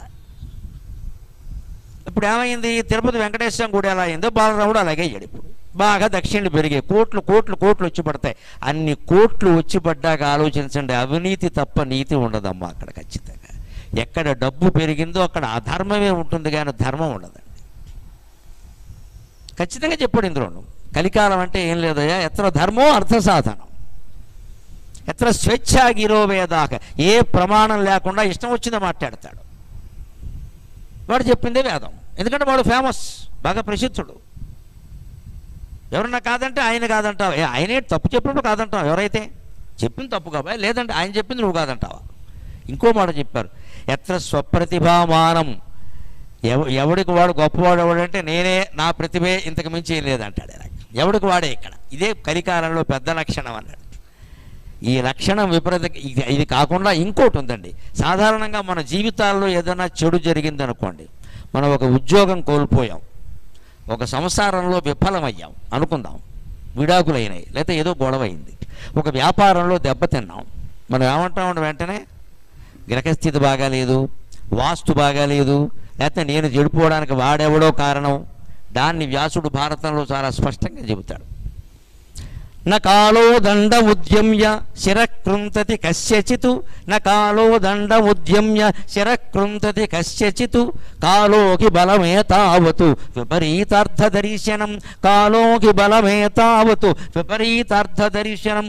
కాలం అనేది ఎవరైనా క్రోధినామ సంవత్సరం ఎవరినైనా ఇంటికి వచ్చి గద పెట్టి కొట్టిందా, రుబ్బురోలు పత్రం పెట్టి కొట్టిందా, రోకల బండెట్టు కొట్టిందా, నేను క్రోధి నువ్వు క్రోధంగానే ఉంటావు అని చెప్పిందా? ఎవరికి చెప్పలేదు. కానీ అందరికీ పట్టుకున్న బెంగ ఏమిటంటే, నెలనాళ్ళ క్రితం నుంచే మేము కనపడితే చాలా మమ్మల్ని ఏమండి వచ్చే సంవత్సరం ఎలా ఉంటుంది, నాకు ఒళ్ళు మండి ఈ సంవత్సరం ఎలా ఉందో అది అలాగే ఉంటుంది పో అని చెప్పాను నేను. నువ్వు ఎలా ఉన్నావు అలాగే ఉన్నావుగా, అదే అలాగే ఉంటుంది. అంతకుముందు శుభకృత్తు శోభకృత్తులో శుభకార్యాలే జరిగాయని ఏమైనా చెప్పగలమా? ఎక్కడ లెక్కలండి ఇవన్నీను. నేను ప్రసిద్ధమైన జ్యోతిష్శాస్త్రవేత్తల్ని ఇప్పటికి 7-8 మందిని అడిగాను, ఆదాయ వ్యయాలు దేన్ని బట్టి మీరు కడుతున్నారు అంటే, నన్ను మన్నించండి, ఎవరు నాకు సరైన సమాధానం చెప్పాల. ఎవరు చెప్పాలి సరైన లెక్క. ఆ సిద్ధాంతం అంటారు, ఈ సిద్ధాంతం అంటారు, గందరగోళంలో పడేస్తున్నారు మనుషుల్ని. అంచేత వీటిని నమ్మి దయచేసి మాయలో పడకండి. అంతగా మీకు భయం అనిపిస్తే పోనీ నిజమేనండి, ఆదాయం 5 వ్యయం 11 ఉంది, వ్యయం ఎక్కువ అని తెలుస్తుంది కదా, భార్యాభర్త కుటుంబ సభ్యులు కూర్చొని ఒక ప్లాన్ వేసుకోండి, ఏం చేయాలో ఏది తగ్గించుకోవాలో ఆ ప్రకారం చేయండి. లాభం వస్తే మంచిదే కదా, లాభం వస్తే మంచిదే కదా. మేము కింద సంవత్సరం ఏం ఎక్కువ అంటే ఓ ప్లాన్ వేసుకున్నాం, కొనదలుచుకున్న వస్తువులు ఏవో ఇప్పుడు కొనేద్దాం, గొడవ లేదు, ఎలాగో కొనాలి కదా, వ్యయం కదా, ఉపయోగపడే వస్తువులు కొందాం అని మంచాలు మార్చేసాం, కంచాలు మార్చేసాం, పరుపులు మార్చేసాం, దుప్పట్లు మార్చాం, అన్నీ కొత్త వచ్చాయి. అన్ని ఖర్చు పెట్టినా కానీ లాభం వచ్చింది భగవంతుడి దయ వల్ల. ఏం నష్టం కలగలేదండి. మనం ప్లానింగ్ చేసుకోవచ్చు, ప్రణాళిక చేసుకోవచ్చు, దాని ప్రకారం చేసుకోవచ్చు, అంత ఇబ్బంది లేదు. ఇక్కడ ఎక్కడ తేడా వస్తుందంటే, మన జీవితంలో గెలుపుకి ఎలాగైతే మనం బాధ్యత మనమే గెలిచామంటున్నామో, ఓటమికి కూడా మనమే బాధ్యత వహించాలి ఖచ్చితంగా. ఎవరి మీద తోసేయడానికి లేదండి. దాన్నే వ్యాసుడు చెబుతున్నాడు ఇక్కడ. ఈ విపరీతార్థ దర్శనమే కాలం. న కాలో దండ ఉద్యమ్య శిరకృంతతి కస్యచితు. కాలం పెద్ద రోకలి బండోడు తీసుకొచ్చి ఎవరినెత్తి మీద కొట్టలేదయ్యా, ఇది క్రోధి సంవత్సరం, నీ ఇంట్లో ఇవి జరుగుతాయి ఖచ్చితంగా ఏం అనలేదు కదయ్యా. మరి కాలం ఎక్కడుంది? కాలోకి బలమే తావతు. కాలం యొక్క బలమంతా ఎక్కడుంది అంటే విపరీతార్థ దర్శనం. ఏదైనా ఒక విషయాన్ని మనం విన్నా, మన జీవితంలో జరిగిన దానికి విపరీతార్థాలు ఆపాదిస్తున్నామంటే అదే కాలమహిమ నీ మనస్సు చేస్తుంది. మనకి ఇష్టమైన పని జరిగిందనుకోండి, దానికి మనం ఆలోచించే విధానం మనకు కొంత నష్టం జరిగినా సరే, ఇష్టమైన వాళ్ళ వల్ల నష్టం జరిగిందనుకోండి, ఎంతోమంది తగలబెట్టారు మావాడు ఒక్కడేనేమిటి అనేస్తాం వెంటనే. అదే మనకి ఇష్టం లేని వాడి వల్ల నష్టం జరిగింది అనుకోండి, వాడి జాతకమే అంతా, నేను ఇబద్ధం చెబుతూనే ఉన్నా అంటాం. ఇక్కడ ఈ మాట తేడా ఎందుకు వచ్చిందో ఆలోచించండి. ఇదే విపరీతార్థం అంటే. మనకి ఇష్టమైన వాడి వల్ల నష్టం జరిగితే ఏం జరిగినా పర్వాలా, వాడు తాగేసినా పర్వాలా, తిరిగొచ్చి కొట్టినా పర్వాలా, హింస పెట్టినా పర్వాలా. మనకి ఇష్టం లేకపోతే వాడు దేవతలో చూసుకున్నా సరే దుర్మార్గుడే. ఎందుకంటే మనకి ఇష్టం లేదు అంటే ఇష్టాన్ని బట్టి అన్నీ ఉంటాయి ఇక్కడ. ఇదే విపరీతార్థ దర్శనం. కాలం అంతా ఎక్కడుంది, మనస్తత్వం అంతా ఎక్కడుంది, మన మనస్సులో ఉంది ఖచ్చితంగా. నీ మనస్సును కనుక నువ్వు మార్చుకోగలిగితే ఈ ప్రపంచం అంతా మారడానికి సిద్ధంగా ఉంది, ప్రపంచం అంతా మారడానికి సిద్ధంగా ఉంది. మన మనస్సులో అనుకూలమైన ఆలోచన కలగడానికి ఈ ఉగాది ప్రసంగంలో కాలమహిమ అని పెట్టుకున్నాం మనం. కాలం మన చేతుల్లో ఉంది ఖచ్చితంగా, కాలం మన చేతుల్లో ఉంది, దేన్ని మార్చలేమని మీరు అనుకోకండి. వివేకానందుడు చాలా స్పష్టంగా చెప్పాడు, your destiny in your hands. నీ భవిష్యత్తు నీ చేతుల్లో ఉంది అని చెప్పాడు ఆయన. నువ్వు మంచి నిర్ణయం తీసుకుంటే మంచిగానే ఉంటుంది కాలం అంతా, నువ్వు చెడ్డ నిర్ణయం తీసుకుంటే చెడ్డగానే ఉంటుందండి. ఎవరేం చేస్తారు దానికి? ఆ విపరీతాలకి వెళ్ళినప్పుడే ఏదైనా వస్తుంది ఖచ్చితంగా. కాలాన్ని జయించాలంటే ఏం చెయ్యాలి? కాలం అలాగే ఉంటుంది, మనం ఏం చేయలేం కదా. ఆ సంవత్సరం అంతే, ఆ ఆదాయ వ్యయాలు అంతే, ఆ రాజపూజ్య అవమానాలు అంతే, వాటినేమో మనం పంచాంగం మారిస్తే మారిపోదు కదా. కానీ మనం చేయాల్సింది ఒకటి ఉందండి, ఎప్పుడు ఓపిక. ఓపిక దాన్ని కూడా నీలకంఠ దీక్షితులు గారు చక్కగా చెబుతాడండి, సరిగ్గా లెక్కగా చెబుతాడు. ఎలా ఉండాలి అంటే, కాలాన్ని జయించాలంటే ఒక ఉపాయం ఉందయ్యా, ఖచ్చితంగా నువ్వంత కంగారు పడాల్సిన అవసరం లేదు అని చెబుతున్నాడు ఆయన. తితిక్షైవ మఘౌషధం అంటాడు ఆయన. తం చేచికీర్షసి వశే, తం చేచికీర్షసి వశే, చికిత్సైవ తితిక్షైవ మఘౌషధం.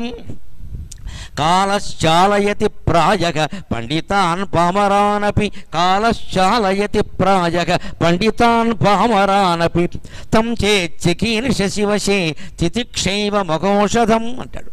కాలం అనేది పండితులకి పామరులకి, పెద్దవాళ్ళకి చిన్నవాళ్ళకి, ఆడవాళ్ళకి మగవాళ్ళకి, డబ్బున్న వాళ్ళకి లేని వాళ్ళకి, అధికారంలో ఉన్న వాళ్ళకి లేని వాళ్ళకి, అందరికీ ఒకటేనండి. 24 గంటల సమయమే, ఇంతకుమించి ఎవరికీ లేదు ఇక్కడ. కానీ మన జీవితాలు వేరువేరుగా ఎందుకున్నాయి? మన పక్కింటి వాళ్ళకి మనకి ఒకటే కాలం కదా. వాళ్ళు ఏదో అభివృద్ధి చెందారు, మనం చెందలేదు. అక్కడ నీ మనస్తత్వం ఒక్కటే తేడా మిత్రమా, ఆలోచించుకో. మనం తొందరపడిపోతూ ఉంటాం. ఇవాళ యువతరంలో ఈ తొందరపాటు కూడా ఎక్కువ అవుతుంది. ఎందుకు ఎక్కువ అవుతుంది గమనించండి. ఇందాక చెప్పాను నేను, ఇమీడియట్ రిజల్ట్ అని, తక్షణ ఫలితం. ఎందుకు ఆశిస్తున్నారండి? వాళ్ళని అనాల్సిన పని లేదమ్మా. వాళ్ళని ఏ స్కూల్లో చేర్పించాం మనం? ఇంగ్లీష్ మీడియం కాన్వెంట్లో చేర్పించాం, రెసిడెన్షియల్ స్కూల్లో చేర్పించాం. వాళ్ళు ఏం చేశారంటే, పొద్దున్న పరీక్ష పెట్టారు, మధ్యాహ్నం రిజల్ట్ ఇచ్చారా లేదా? చాలా డైలీ ఎగ్జామ్స్ అండి, డైలీ రోజు పరీక్ష. గర్భిణీ స్త్రీకి కూడా ఇన్ని పరీక్షలు ఉండవు. చంపేస్తున్నారు పిల్లల్ని పట్టుకుని ఇక్కడ. మేము చదువుకున్న రోజుల్లో 3 నెలలకు ఒక పరీక్ష. ఈలో పరీక్ష ఏం లేదు, చిన్న పరీక్ష చోటు పెట్టేవారు నెలకు. దాన్ని ఏమంటారు సార్? Slip test. మా మాస్టర్ ఏమన్నా స్లిప్ టెస్ట్ రా, స్లిప్ పెట్టి రాసేయచ్చు అని చెప్పేవారు. పెద్ద గొడవ ఉండేది కదా దానికి. దాని పేరే స్లిప్ టెస్ట్. నువ్వు స్లిప్ పెట్టే, ఇంత ఒత్తిడి లేదండి అసలు. వేసవకాలం అంతా గేదె మీద ఈత కొడుతూ ఆడుకునేవాళ్ళం శుభ్రంగా. కాలువల మీద చెరువులో తిరిగేవాళ్ళం, చెట్లు ఎక్కేవాళ్ళం. పడితే పడుతుంది, మోకాలు విరుగుతుంది, విరిగితే ఇంకోసారి ఎక్కం, దానికేముంది. ఇంట్లోనూ నిర్బంధాలు లేవు, ఆడుకోమనేవారు. స్కూల్ బడిలోనూ నిర్బంధాలు, ఖచ్చితంగా ఆటలు అందరూ ఆడవలసిందే, ఉపన్యాసాలు అందరూ ఇవ్వాల్సిందే. ప్రతి శనివారం నేను చదువుకున్న హై స్కూల్లో ఏదో ఒక అంశం మీద మాట్లాడమనేవారు. అలాగా 6 సంవత్సరాల్లో ఎన్ని శనివారాలు వచ్చాయో లెక్క పెట్టుకోండి. 300 వస్తాయి కనీసం. సెలవులు వచ్చిన శనివారాలు తీసేయండి. నేను 6వ తరగతి నుంచి 10వ తరగతిలోగా ఒక 50-60 ఉపన్యాసాలు ఇచ్చారమ్మా. అది వేళ మీ ముందు నిలబెట్టింది. 6వ తరగతి నుంచి 10వ తరగతి వరకు, అంటే 10 ఏళ్ల వయస్సు నుంచి 15 ఏళ్ల వయస్సు వరకు ఒక 50 ఉపన్యాసాలు ఇచ్చుంటాను నేను. బడిలో చదివేటప్పుడే, శనివారం నాడు మాకు బడి ఉండదు. పొద్దున్న 12ంటికి బడి అయిపోతుంది, భోజనం చేసి రండరా అంటారు. మధ్యాహ్నం 2ంటికి కూర్చోబెడతారు పెద్ద హాల్లో. ఆడపిల్లలను మగపిల్లలను అందరిని కూర్చోబెడతారు. మా హెడ్ మాస్టర్ సహా అందరూ కూర్చునేవారు. ఏదో ఒక అంశం ఇచ్చి మాట్లాడమనేవారు. కత్తి గొప్పదా, కాలం గొప్పదా, ఏదో ఒకటి. నీకు నచ్చిన సినిమా, నీకు చదివిన పుస్తకం ఏదో అడిగేవారు, చెప్పేవాళ్ళం. చప్పట్లు కొట్టేవారు పిల్లలు, మా తోటి పిల్లలు. మా సాటి పిల్లలు చప్పట్లు కొడుతుంటే మాట్లాడితే మాకెంత ఆత్మవిశ్వాసం పెరుగుతుందండి. అలా పెంచారమ్మా. ఇవాళ పాఠశాలల్లో అటువంటివి ఏమైనా ఉన్నాయా మీరు విచారణ చేయండి. ఎక్కడ ఉపన్యాసాలు లేవండి. ఎంతసేపు మాస్టర్ బోర్డు మీద ఏదో, ఇదివరకు బోర్డు మీద రాసేవారు, బోర్డు మీద కూడా లేదు. ఫోన్లో ఎక్కించుకో చదివేసుకో, చదివేసుకో, అన్నీ ఎక్కించుకో చదివేసుకో, ఎక్కించుకో చదివేసుకో. వాడు నోరెప్పడానికి ఏం లేదు ఇక్కడ. అందుకే ఇప్పుడు పిల్లల్లో చాలామంది పిరికితనంతో ఉంటున్నారండి. జీవితంలో సమస్యలను ఎదుర్కోలేకపోతున్నారు. ఎందుకంటే జనం ముందు నిలబడి మాట్లాడలేదు, జనం ముందు నిలబడి ఏం చేయలేదు. 4 గోడల మధ్యలోనే ఎంతసేపు ఇక్కడ. ఆ సభా పిరికితనం పోవాలి అంటే ఉపన్యాసాలు, వ్యాసరచన ఉండా అని బళ్ళో అడిగి దాంట్లో చేర్పించాలి మనం. ఊరికి ఎంతసేపు చదువు ర్యాంకు గురించి కాదు ఇక్కడ. ఇంకో మాట, ఈ నిత్యము పరీక్షలు పెట్టే స్కూల్స్ ఏమైనా ఉంటే దయచేసి బాయ్కాట్ చేయండి, మేము చేర్పించమని చెప్పండి. ఎందుకు నిత్యం పరీక్ష? ఇంకా పరీక్షల దగ్గరకు వస్తున్న కొద్దీ ఇంకా బాగా పెంచాడు, వాడి టెన్షన్ బుర్రపాడైపోతుంది. వాడికి 25కి 23 వచ్చాయి అనుకోండి, ఆ 23 వచ్చినందుకు మెచ్చుకోకుండా ఆ 2 మార్కులు తగ్గినందుకు రేవు ఇక్కడ. వాడు ఏమైపోవాలి? 25కి 23 అంటే ఎంత గొప్ప విషయం అండి. 4 20 80 4 3 12 92 మార్కులు వచ్చాయమ్మా 100కి. వాడికి 92 మార్కులు. ఇవాళ మీ ముందు నిలబడి ఇన్ని ఉపన్యాసాలు ఇస్తున్న మనిషికి 325 అష్టావధానాలు, 10 శతావధానాలు ఏకధాటిగా 21 రోజుల్లో 1000 మంది పండితులను కూర్చోబెట్టి 1000 పద్యాలు చెప్పినటువంటి మనిషికి తెలుగులో 72 మించి రాలేదమ్మా. తెలుగులో 72 నాకు వచ్చిన మార్కులు, డిగ్రీలో ఎంఏలో కూడా. సంస్కృతంలో అయితే ఇంకొంచెం వేసేవారు, 80 వచ్చాయేమో. తెలుగులో 72 73. మరి బాగానే ఉన్నామే. పిల్లల్ని దయచేసి హింస పెట్టకండి ఈ మార్కుల కోసం అని చెప్పి. సంస్కారం పెరుగుతోంది, వాడికి 4 మంచి పద్యాలు వచ్చాయా, వాడి జీవితంలో దేన్నైనా తట్టుకోగలుగుతున్నాడా అనేది ఆలోచన చేయండి దయచేసి. అప్పుడే బాగుంటుంది ఖచ్చితంగా, లేకపోతే పిల్లలు దెబ్బతినేస్తారు. అందుకే తితిక్ష అంటున్నాడు ఇక్కడ నీలకంఠ దీక్షితుడు గారు. కాలం పండితులకి పామరులకి అందరికీ ఒకటేనండి. మన పక్కింట్లో ఉండే ఒక పెద్ద ఆవిడ, ఓ 70 ఏళ్ళు వయస్సు ఉండొచ్చు ఆవిడకి. మీరు గమనించండి, అమ్మమ్మల్ని నాయనమ్మల్ని అలా వదిలేయకండి అమ్మ, పలకరించండి వెళ్ళి. మీ సమస్య ఏమిటో ఆవిడకి చెప్పండి. మీరు చదువులో ఎదుర్కొన్నా, లేదు వివాహంలో ఎదుర్కొన్నా, ఉద్యోగంలో ఎదుర్కొన్నా ఆవిడకి చెప్పండి. మామగారికి కానీ తాతగారికి కానీ చెప్పండి. వాళ్ళు వెంటనే ఏమంటారో తెలుసా, ఎలాంటి బోర్డు చూసా నీ తలకే కూర్చో అని ఒక స్టోరీ చెప్తారు. 70 ఏళ్ళ ఆవిడ నీ సమస్యను చాలా తేలిగ్గా తీసుకుందమ్మా. కారణం ఏమిటో తెలుసు, ఇలాంటివి చాలా చూసింది ఆవిడ, ఎన్నో తట్టుకుంది. ఆవిడ భర్తతోనే పడింది బోల్డు. అత్తమామలు సరే, బంధువులు సరే, బంధువులందరినీ ఇళ్లలో పెట్టుకుని పోషించేవాళ్ళు ఆ రోజుల్లో. భర్త తమ్ముళ్ళు ఇంట్లో ఉండేవారండి, మరుదులు, వాళ్ళ పిల్లలు. ఈ పెద్ద ఆవిడ తల్లిలాగే చూసేది అందరినీ. అంతంత యాతనలు పడి పిల్లల్ని పెంచారు వాళ్ళు. ఇవాళ వాళ్ళ పెళ్లి చూపుల్లోనే పెళ్లి కూతురు మాట్లాడుతున్న మాట ఏమిటంటే, వేర్ యువర్ మమ్మీ రెసైడ్స్, అది ముందు తేలాలి. మీ అమ్మ ఎక్కడ ఉంటుంది, అసలు ఇక్కడ ఉండకుండా స్వర్గానికి వెళ్ళిపోతే చాలా మంచిది. ఒకవేళ ఉంటే ఎక్కడుంటుందో ముందు తేలాలి. అత్తగారు, అమ్మ నేను నీతో ఉండను, నువ్వు కాలెట్టగానే నేను వెళ్ళిపోతానని రాసివ్వాలి ఇక్కడ. అప్పుడు కాపురానికి వస్తుంది. మీకు కాపురం ఎలా ఉంటుందో అందరికీ తెలుసు ఇక్కడ. మరి ఇదివరకు ఎవరు ఇలా లేరే. అత్తమామలైనా తల్లిదండ్రులైనా ఎవరినైనా భరించారే.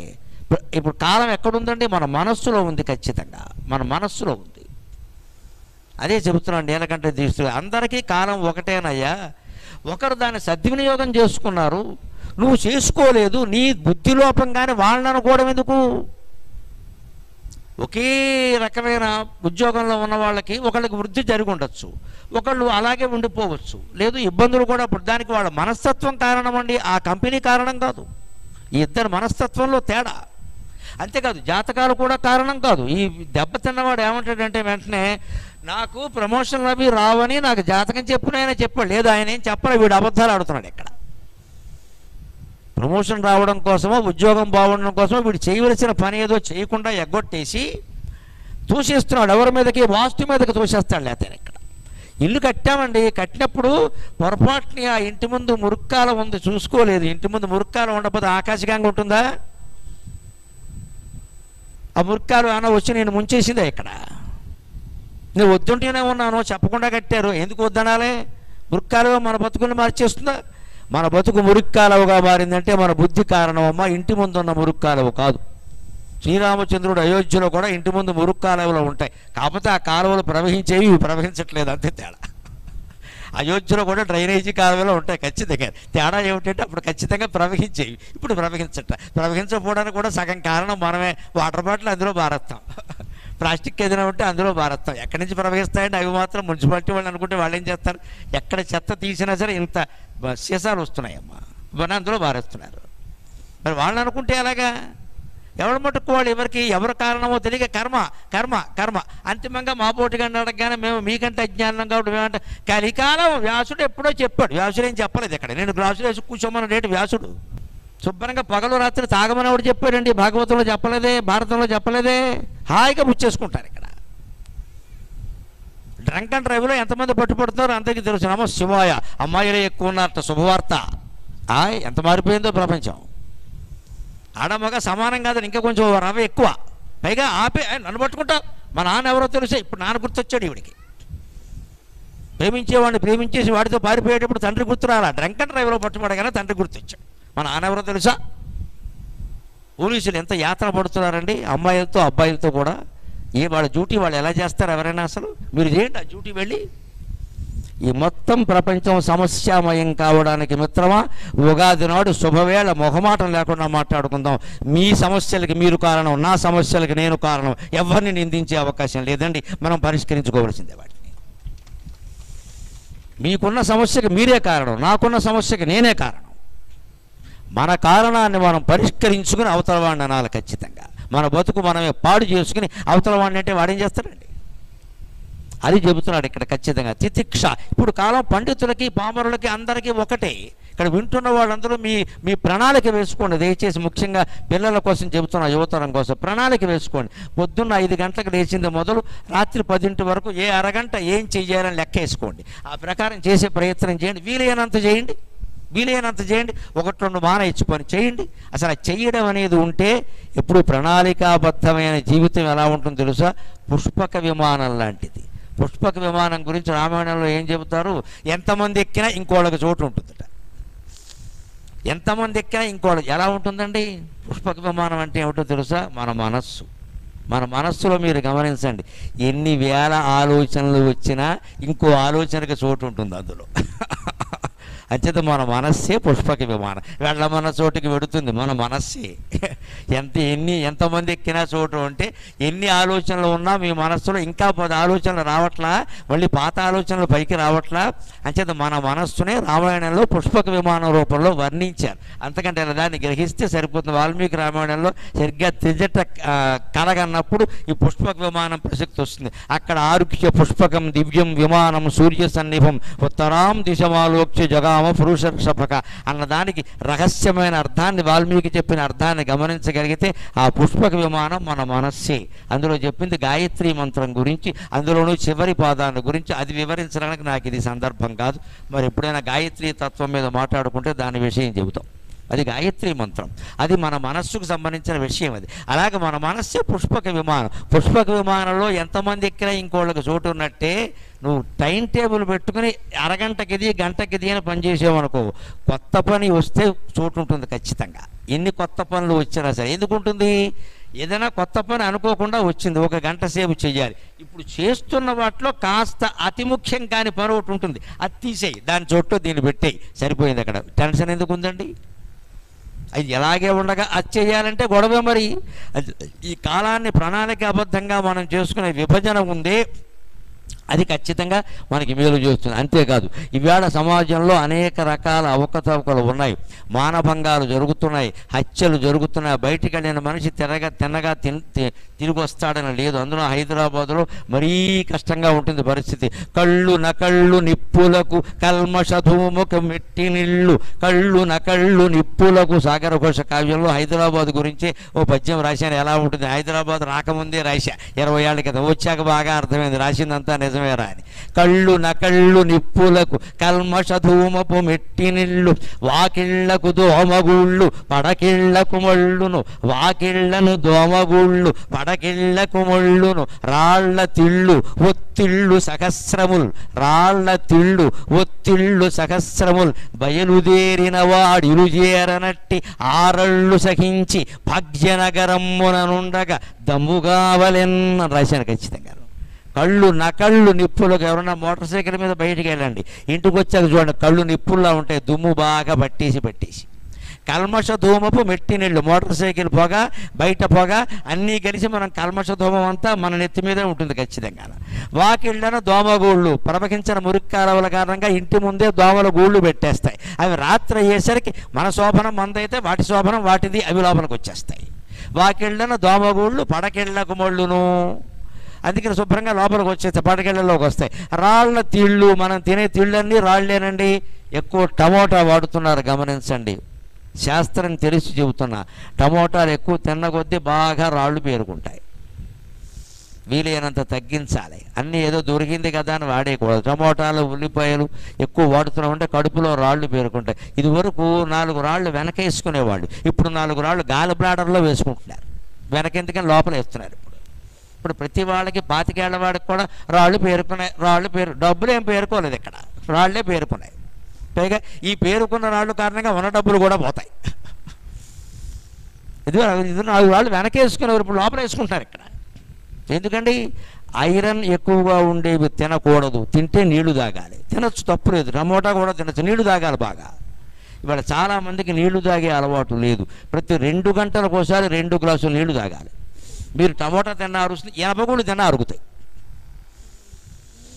నీళ్లు తాగితే ప్రయోజనం ఏమిటంటే అనేక రకాల దోషాలన్నీ రకరకాల రూపాల్లో బయటికి వెళ్ళిపోతాయి. నీకు అందవలసింది ఏదో అందుతుంది. ఇవాళ నీళ్లు తాగేది తక్కువ, తినేది కూడా సమయానికి తినరు, ఏదో తినడం. ఇక్కడ రాళ్ల తిళ్ళు, పైగా ఎక్కువ భాగం బయట నుంచి తెప్పించుకోవడమేగా. మనకు మామూలుగా పల్లెటూళ్ళలో ఏమైనా భార్యాభర్త కాపురాలు చేస్తున్నారేమో, కానీ హైదరాబాద్లో కాపురాలు ఆడామోగా చేయట్లేదండి. స్విగ్గీ జొమాటో వాళ్ళే కాపురాలు చేస్తున్నారు. ఆడదు స్విగ్గీ, మొగాడు జొమాటో. వీళ్ళిద్దరికి పిల్లలు, ఒకళ్ళు పొటాటో ఒకళ్ళు టొమాటో. ఏం కావాలని ఆర్డర్ పెట్టు. సాయంత్రం భర్త పాపం ఆఫీసు నుంచి వస్తూ ఫోన్ చేస్తే ఏం ఆర్డర్ పెట్టమంటావు? భార్య ఉన్నది ఎందుకంటే ఆర్డర్ పెట్టడానికి, వండడానికి కాదు. నమశివాయ, నీకేదో పెసరట్టు పెట్టా, నీకేదో ఇంకో అట్టు పెడతా, ఇంతే. అన్నీ ఆర్డర్ పెట్టడం, అవి ప్యాకెట్లో వస్తాయి, సగం తినడం, సగం పారేయడం, ఈ చెత్త అంతా బయట పారేయడం. అందులో ఇప్పుడు మండు వేసవి కారణంగా ఇంకా బాగా వాళ్ళకి డిమాండ్ పెరిగింది. ఇంట్లోంచి ఎవడో కదలట్లేదు. ఇప్పుడు టీవీ చూస్తూ కూర్చుంటాడు, ఆర్డర్ ఇస్తూ ఉంటాడు గంటకు ఒకటి. చూస్తున్న కొద్దీ పెరుగుతాయి రాళ్ల తిళ్ళు. ఇవన్నీ రాళ్ళు పేరుకుంటున్నాయి. ఒత్తిళ్ళు సహస్రములు, మనస్సు మీద ఒత్తిళ్ళు చాలా ఉన్నాయి. ర్యాంకు రావాలి, ఎల్కేజీ వాడికి కూడా ఒత్తిడే. వాడు చదివేది ఎల్కేజీ అనుకుందుకు వీలేదు. వాడు వీపు మీద 10 కేజీ చద్దన్నం, ప్యాకేజీ వాటర్ బాటిల్, లీకేజీ. ఇన్ని కేజీలు కలిపితే వాడికి ఒత్తిడి పెద్ద. ఎందుకంటే వాళ్ళ అమ్మ నాన్న కనపడగానే ర్యాంకు వాడి ఒత్తిడి వాడిది. ఈలోపు పక్కింటి వాడికి వచ్చింది, వాడి మీద వీడికి అసూయ, వెంటనే దాని మీద ఇంకాస్త అనారోగ్యం వచ్చింది. ఇదే ముందు వాతావరణం. బయలుదేరిన వాడు ఇల్లు చేయాలన్నట్టు 6 ఏళ్ళు బయలుదేరి వెళ్ళాడు, బయటికి వెళ్ళేటట్టు ఇంటికి వస్తాడని గ్యారంటీ లేదు. ఇక్కడ ఇవన్నీ సహించి హైదరాబాద్లో ఇంతకాలంగా ఉంటున్నామంటే మీకు అందరికీ కూడా నోబెల్ శాంతి బహుమతి ఇవ్వాల్సిందే ఖచ్చితంగా. లేకపోతే ఇన్ని ఒత్తిళ్ళు తట్టుకుని ఉండగలమా? అలాగా మన మనస్సు ఒక్కటి మార్చుకుంటే మనం ఇంట్లో చారు కాచుకోలేమండి, 2 పెసరట్లు వేసుకోలేమండి, ఉప్మా చేసుకోలేమండి. దీనికోసం బయట నుంచి తెప్పించాలా? ఆడ మగ అందరికీ వేళ వంటనొచ్చులుగా తప్పే ఉంది, గొడవే ఉంది, ఒకరు చేయాలనే ఉంది. ఎవరికి ఖాళీ ఉంటే వాళ్ళు చేస్తారు, తింటారు. వాళ్ళకు సహకారం చేస్తే అయిపోయాయి. ఒకళ్ళు చేస్తుంటే రెండో వాళ్ళు పక్కన సాయం చేస్తే అన్నీ అయిపోతాయండి. పైగా ఇంట్లో పెద్దవాళ్ళు ఉండడం వల్ల ఉపయోగం ఏమిటో చెబుతున్నారు. పాపం వాళ్ళు ఎటువంటి వాళ్ళు అంటే ఆ 70-80 ఏళ్ల వాళ్ళకి ఎప్పుడు చేయించుకోవడం తెలియదమ్మా, చేయడమే తప్ప. మీరు వద్దన్నా సరే వాళ్ళు వచ్చి వేలెట్టేస్తారు. అక్కడ అత్తగారు కానీ మామగారు కానీ అమ్మమ్మ గారు కానీ ఉంటే నువ్వు ఊరుకోవే, నువ్వేం చేస్తావు, చిన్నపిల్లవే అని వచ్చేస్తుంది ఆవిడ. ఎంత గొప్ప విషయం అమ్మా. ఆ పెద్దవాళ్ళని ఇంట్లో పెట్టుకుని దేవతల్లా ఆరాధించండి.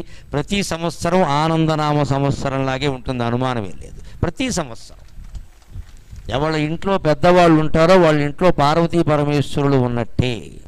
అక్కడ అశుభం జరిగే అవకాశం లేదు. చిన్నపిల్లకి అనారోగ్యం వచ్చిందనుకోండి, పసిపిల్ల 3 నెలలు 4 నెలలు ఉన్నాయి, తల్లి తండ్రి కంగారు పడిపోతారండి సహజంగా. అంటే డాక్టరు అక్కడ ఒక అమ్మమ్మ గారు మామగారు ఉందనుకోండి, ఏమిటే పెద్దానికి డాక్టరు దా నేను చూస్తా అని చెయ్యి పట్టుకుని చెప్పేస్తున్నాం. పొట్ట మీద ఇలా రాస్తుంది ఆవిడ, ఆముదం పెట్టి కాస్తుంది. కాపు పెట్టడం అంటారు, తగ్గిపోతుంది. ముందు ధైర్యం చెప్తారు వాళ్ళకి. వైద్యం మాట ఎలా ధైర్యం చెప్తారు. మేము పడలా 100 రకాలు పడ్డాం, దీనికి అంత కంగారు ఎందుకు అంటే ముందు మనకు మానసికంగా ధైర్యం చెప్పేవాళ్ళు ఉండాలా వద్దా? ఆ ఉండేది పెద్దవాళ్లే కదండి. దీనికి మళ్ళీ కౌన్సిలింగ్ అది కూడా మొదలెట్టారు ఈ మధ్యన. ఏం వచ్చినా సరే కౌన్సిలింగ్. బయట వాళ్ళు ఎంతమంది ఎన్ని కౌన్సిలింగ్లు ఇస్తే మాత్రం మీ అత్తమామలు మీ తల్లిదండ్రులు ఇచ్చేటువంటి సలహాలతో సమానం అవుతాయండి. దయచేసి ఆలోచించండి. ఇంట్లో పెద్దవాళ్ళు ఇచ్చే సలహాలతో అవి సమానం అవుతాయి ఎప్పుడైనా. ఎంత దుఃఖం, చదువుకునేటువంటి పిల్లకి చదువులో ఒత్తిడి ఎంత ఉన్నా తాతగారి దగ్గర, అమ్మమ్మ దగ్గర, మామగారి దగ్గర వెళ్ళి కూర్చోగానే ఏముందమ్మా ఈ పూటకి మానయ్య చదువు, నేను చెప్తాను మంచి కథ అని రామాయణమో భారతమో ఏదో చెబుతుంది. అందులో నీ సమస్యకి సంబంధించిందే ఉంటుంది ఖచ్చితంగా. ఆవిడకు బోల్డ్ అనుభవం ఉంది, వాళ్ళ అమ్మ వాళ్ళకి చెప్పింది. ఆ కథ వినగానే మనం ప్రశాంతంగా ఉన్నాం, హాయిగా పడుకో అమ్మ పర్వాలేదు, తెల్లరకట్ట నేను లేపుతానులే పడుకో అని మన కోసం ఆ ముసలావిడ లేస్తుంది, కూర్చుంటుంది అక్కడ, కాస్త టీ పెట్టిస్తుంది. ఇటువంటి పెద్దవాళ్ళని వేళ దూరం చేసుకుంటున్నామే. సంవత్సరాలు బాగుండాలంటే ఎవరి చేతుల్లో ఉందమ్మా? మన చేతుల్లో ఉంది. ఆలోచించండి. ఆశావహమైన మాట ఒకటి చెబుతా సరిగ్గా. అనేక రకాల ఘోరాలు నేరాలు జరుగుతున్నాయి అనుకుంటున్నాం కదా మనం. ఈ ఘోరాలు నేరాలు జరగడం వల్లే, ఇవి బాగా పెరగడం వల్లే త్వరలో కృతయుగం రాబోతుందమ్మా. కృతయుగం రాబోతుంది, సంతోషించండి. కలియుగం అనగానే 4,32,000 సంవత్సరాలు, ఇప్పుడు ఇంకా 5,150 సంవత్సరాలే అయింది, ఎప్పుడు వస్తుంది అని కంగారు పడక్కల. యుగాల్లో ఎప్పుడు అంతర్యుగాలు ఉంటాయి. ప్రతి 12,000 ఏళ్లకి 4 యుగాలు మారిపోతూ ఉంటాయి. ఇది కూడా వ్యాసభారతంలో భాగవతంలో కూడా ఉంటుంది. అంతర్యుగాలు అంటారు. 4,32,000 పెద్ద ప్రణాళిక. అందులో మళ్ళీ సబ్ ప్లాన్ అంటారే, అది ఒకటి ఉంటుంది ఇక్కడ. ప్రతి 12,000 ఏళ్లకి ఒక యుగం మారిపోతుంది. అంటే దాని లెక్క ఏమిటంటే కలియుగం 4,400 సంవత్సరాలు, కృతయుగం 4,400 సంవత్సరాలు, త్రేతాయుగం 3,300 సంవత్సరాలు, ద్వాపరయుగం 2,200 సంవత్సరాలు, కలియుగం 1,200 సంవత్సరాలు. 1,200 సంవత్సరాలకి మళ్ళీ మార్పు వస్తూ ఉంటుంది ఖచ్చితంగా. అటువంటి మార్పులు ఇదివరకు వచ్చాయి, మళ్ళీ వస్తాయి, కంగారు పడక్కల. ఈ 4,400, 3,300, 2,200, ఈ 1,100 ఇవి కలిపితే మళ్ళీ 12,000 అవుతుంది సరిగ్గా. 12,000 ఏళ్లకోసారి రౌండ్ జరుగుతూనే ఉంటుంది. దేవీ భాగవతంలో చెబుతారు, వ్యాస భారతంలో చాలా స్పష్టంగా ఉంటుంది ఈ మాట. అందుకని త్వరలో కృతయుగం రాబోతోంది, మీరెవరూ కంగారు పడాల్సిన అవసరం లేదు. మన మనస్సు దానికి సిద్ధంగా చేసుకుంటే చాలు. ఆ విషయాన్ని వ్యాసుడు హరివంశ మహాపురాణంలో స్పష్టంగా చెబుతాడు. అత ఊర్ధ్వం చ్యుతే ధర్మే గుణహీనా ప్రజాస్తతః శీల వ్యసనవాసాద్య ప్రాప్స్యంతే హ్రస్వమాయుషః ఆయుర్హాన్యా బలగ్లానికి బలగ్లాన్యా వివర్ణత వైవర్ణ్యాత్ వ్యాధి సంపీడా నిర్వేదో వ్యాధిపీడనాత్ నిర్వేదాత్మసంబోధాత్ ధర్మశీలత ఏవం గత్వా పరాం కాష్టాం ప్రపత్స్యంతే కృతం యుగం అని వరుసగా ఈ కాలచక్రం ఎలా మారుతుందో చెబుతున్నాడు. అంచేత మన కాలం కూడా మారడానికి సిద్ధంగా ఉంది, మనం కంగారు పడక్కల. ఈ సంవత్సరాల క్రమంగా మారి ఈ రౌండ్, ఈ ఆవృత్తి ముగిసి అక్షయనామ సంవత్సరం వచ్చే నాటికి కృతయుగం ఏర్పాటుకి రంగం సిద్ధమవుతుంది. ఎలా అంటే అత ఊర్ధ్వం చ్యుతే ధర్మే, ఈ అధర్మం బాగా పెరుగుతుంది. మనం పెరగనీయకూడదండి, గమనించండి, మనం పెరగనీయకూడదు, కానీ అది పెరుగుతుంది. ఒక మొక్కకి నీళ్లు పోస్తున్నామండి, మనం మంచి పనే చేస్తున్నాం కదా, మనం దగ్గర కూర్చుని సాగతీసామా ఊడిపోతుంది. అలా సాగతీస్తే నువ్వు పొయ్యాల్సిన నీళ్ళు ఏదో పోసేస్తే మొక్క దానంతరం అది పెరుగుతుంది కదా. అంచేత పాపం విషయంలో ఎలా ఉండాలంటే మనం దగ్గరుండి నీళ్లు పోయొద్దు, కానీ అది పెరుగుతుంది. కంగారు పడిపోక, నువ్వు చేయకు. దాన్ని పెంచడం కోసం మళ్ళీ ఇంకా ఎక్కువ చేసేయకూడదు, అది తప్పది. అత ఊర్ధ్వం చ్యుతే ధర్మే, ధర్మం చ్యుతి ఉంటుంది కలియుగంలో, తప్పదండి. ఎవరి స్వార్థం వాడది. పిల్లలు చదువుల్లోనే ఉన్నాయి వాళ్ళ స్వార్థాలు. ఇదివరకు ఎప్పుడు సత్యం ధర్మం వీటి గురించి చెప్పేవారు, మార్కుల గురించి చెప్పేవారు. ఇప్పుడు అందరూ మార్కులు ముఖ్యమైతే మూర్ఖులు తయారవుతారు. మార్కులు ఎవరికైనా వస్తాయి, మార్కులు మూర్ఖులకు కూడా వస్తాయి. జ్ఞానం మాత్రం కష్టపడి ఆర్జిస్తేనే వస్తుంది. కానీ ఇవాళ మనం ఎంతమంది జ్ఞానం గురించి పట్టుబడుతున్నాం పిల్లల దగ్గర? మార్కులు. ఎందుకంటే మనకు బయట చెప్పుకుందుకు మార్కులు కావాలి. ఈ ద్వారంలో మార్పు రావాలంటే అనుభవాలు బాగా పెరగాలి. చ్యుతే ధర్మే గుణహీనా ప్రజాస్తతః, ప్రజల్లో ఎక్కువ మంది గుణహీనులైపోతారు, శీలం కోల్పోతారు, సత్ప్రవర్తన గురించి మాట్లాడరు అసలు. ఎవరిని అడిగినా నాకిద్దరు మీకు ముగ్గురు అంటూ ఉంటారు, అంతే. ఇంక వేరే చెప్పక్కర్లేదు వివరాలు. ఇంకా అంతే, ఇక శీలం గురించి మాట్లాడకూడదు, అది మహాపాపం. అది ఇంకా పైగా మోడర్న్ అని చెప్తారు. మోడర్న్ అంటే వంకర సంబంధాలు అన్నమాట. అందుకని గుణహీనా ప్రజాస్తతః శీల వ్యసనమాసాద్య, ఈ శీల వ్యసనం కారణంగా శక్తి కోల్పోయి ప్రాప్స్యంతే హ్రస్వమాయుషః, ఒక స్త్రీకి ఒక పురుషుడితోనే సంబంధం, ఒక పురుషునికి ఒక స్త్రీతోనే సంబంధం. ఈ సంఖ్య ఎంత పెరిగితే ఇంటూ 5 అన్నేళ్ళు ఆయుర్దాయం తగ్గిపోతుందండి శాస్త్రం చెప్పిన మాట. ఇంటూ 5 దాని ప్రకారం లెక్కనే చేసుకోండి అందరూ కూడా, మొహమాటం వెళ్ళాయి. ఒక స్త్రీ ఒక పురుషుడితోనే ఉంటే 100 ఏళ్ళు ఆయుర్దాయం ఖాయం. ఒక పురుషుడు ఒక స్త్రీతోనే అలా సంబంధం ఉంటే 100 ఏళ్ళు ఆయుర్దాయం ఖాయం. వేరే కారణాల వల్ల వారి ఆయుర్దాయాలు తగ్గచ్చేమో, కానీ ఈ వ్యవహారాల వల్ల తగ్గవు. ఎందుకంటే నేను ఎక్కువ మాట్లాడితే బాగుండదు ఈ విషయం, కానీ చెప్పాలి కాబట్టి చెబుతున్నా. చరమధాతువు అంటారు, సప్తమ ధాతువు. అన్నం తింటాం మనం, అది మొదటిది. అన్నం అన్నరసంగా మారుతుంది, అది రెండవది. అది రక్తంగా మారుతుంది, అది మూడవది. అది మాంసంగా మారుతుంది, అది నాలుగవది. ఆ మాంసం నుంచి ఎముకలు కొవ్వు ఏర్పడుతుంది, అది 5వది. ఆ కొవ్వు నుంచి ఎముకలు ఏర్పడతాయి, అది 6వది. ఆ 6వ దాని నుంచి మూలగా ఏర్పడుతుంది, అది 7వది. అది పురుషులలో వీర్యంగా మారుతుంది, స్త్రీలలో రక్తంగా మారుతుంది. ఆ 7వ దాన్ని చరమధాతువు అంటారు. దాన్ని కోల్పోకూడదు. బ్రహ్మచర్యం అంటే బ్రహ్మచర్యమే. ఖచ్చితంగా వివాహం జరిగే వరకు అమ్మాయిలకి అబ్బాయిలతో కానీ అబ్బాయిలకి అమ్మాయిలతో కానీ ఎటువంటి సంబంధం ఉండడానికి వీల్లేదు. అటువంటి విద్యా వ్యవస్థను మనం ఏర్పాటు చేసుకుంటేనే బలిష్ఠులైన యువతీ యువకులు ఉంటారు, వారికి బలిష్టమైన సంతానం కలుగుతుంది. ఇప్పుడు రకరకాల కారణాల వల్ల అందరూ అన్నీ కోల్పోతున్నారు. దాన్ని వ్యాసుడు హరివంశ మహాపురాణంలో చెప్పాడు. 5000 ఏళ్ల క్రితం చెప్పాడు. శీల వ్యసనమాసాధ్య ప్రాప్స్యంతే హ్రస్వమాయుషక. అందరూ ఆయుర్దాయాలు తగ్గిపోతున్నాయి. మీరు గమనించండి. పెరిగే వాళ్ళు కొంతమందికి పెరుగుతున్నాయి వైద్య సౌకర్యాల వల్ల, కానీ 25 ఏళ్లకే గుండెపోట్లు వస్తున్నాయి. 25 ఏళ్ల వాళ్ళలో చాలామందికి బీపీ షుగర్లు ఉన్నాయండి. వాళ్ళ 25 ఏళ్లకి బీపీ షుగర్ ఏమిటమ్మా అర్థం లేకుండా.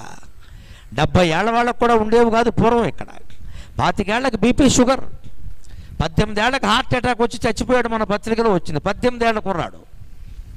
అంత ఒత్తిడి ఉందన్నమాట అతని గుండె మీద. ఇదే హ్రస్వమాయుష అంటే. ఆయుర్హాన్య బలగ్లానికి. ఆయుర్దాయం తగ్గిపోతుంటే బలం తగ్గిపోతుంది. బలగ్లాన్య వివర్ణత. బలం తగ్గిపోతుంటే శరీరం రంగు మారిపోతుంది. వైవర్ణ్యాత్ వ్యాధి సంపీడ అంటే పాండురోగం. పాండురాజుకు వచ్చిన రోగం అదే. ఆయన మంచి యువకుడే, కానీ పాండురోగం వచ్చింది. శక్తి కోల్పోయాడు మొత్తం ఇక్కడ. అందుకే సంతానహీనుడయ్యాడు. దేవతల సంతానం ఇవ్వాల్సి వచ్చింది. ఆ వైవర్ణ్యాత్ వ్యాధి పీడన. అప్పుడు వ్యాధులు వస్తాయి ఖచ్చితంగా. అప్పుడు ఏమవుతుంది తెలుసా? అక్కడి నుంచి మళ్ళీ మారుతుందనే చక్రం. ఇలాగ ముందు ప్రజలు ధర్మాన్ని వదిలిపెట్టారు. ధర్మాన్ని వదిలిపెడితే శీలం కోల్పోయారు. శీలం కోల్పోవడం వల్ల ఆయుర్దాయం పోయింది. ఆయుర్దాయం పోతే బలం తగ్గింది. బలం తగ్గడం వల్ల అనారోగ్యాలు వచ్చాయి. రంగు మారిపోయింది. రంగు మారిపోవడం వల్ల వ్యాధులు వచ్చాయి. ఇప్పుడు వ్యాధుల దగ్గర నుంచి మారుతుందండి. నిర్వేదో వ్యాధి పీడనాత్. వ్యాధి మనకి మేలు చేస్తుంది. వ్యాధి వచ్చి మంచం మీద ఉన్నాడు అనుకో, ఆ స్త్రీ అయినా పురుషుడైనా ఏం ఆలోచిస్తారండి? ఏముంది ఆలోచించడానికి? బయటికి వెళ్ళడానికి లేదు. ఎవరన్నా వచ్చి పలకరిస్తారంటే పలకరిస్తారో లేదో చెప్పలేము. కాబట్టి ఏం చేస్తాడు? హరే రామ రామ రామ హరే హరే, హరే కృష్ణ అంతే కదా.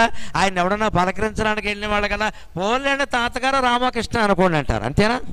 అది జరిగే మేలండి. మంచం మీద పడిన వాళ్ళకి గొప్ప మేలు ఏమిటి అంటే, నువ్వు భగవన్నామస్మరణ తప్ప ఇంకేమీ చేయలేవు. కాబట్టి అది నీకు భగవంతుడు ఇచ్చిన గొప్ప అవకాశంగా భావించమన్నాడు వ్యాసుడు.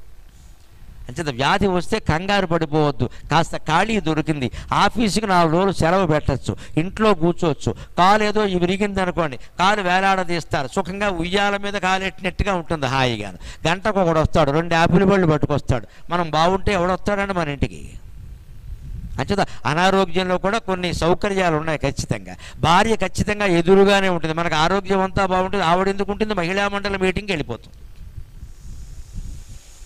లేకపోతే ఎన్నికల్లో పాల్గొంటే ఎండల్లో ప్రచారం చేసుకుంటే, అయితే మా ఫ్రెండ్ పాల్గొంటుంది నేను వెళ్ళిపోవాలంటే, మొగుడికి బాగోకపోతే ఆ వంకని ఇంటి దగ్గరైనా ఉంటుంది కనీసం. ఇక్కడ భార్యకి బాగోలేదు అనుకోండి, ఊళ్ళోకి వెళ్ళి తిరుగుతుంటే అంటే ఏమయ్యా ఇంట్లో ఆడదాన్ని పెట్టుకుని ఇలా ఉన్నావా అంటాడు. ఈ మొగాడు కూడా ఇంట్లో కూర్చుంటాడు. కాస్త కనీసం కాఫీ తాగావా, మందు వేసుకున్నావా, బెళ్ళ వేసుకున్నావా? వీడిని చేసుకున్నప్పుడే వేసుకుంది పెద్ద బెళ్ళ ఆవిడే.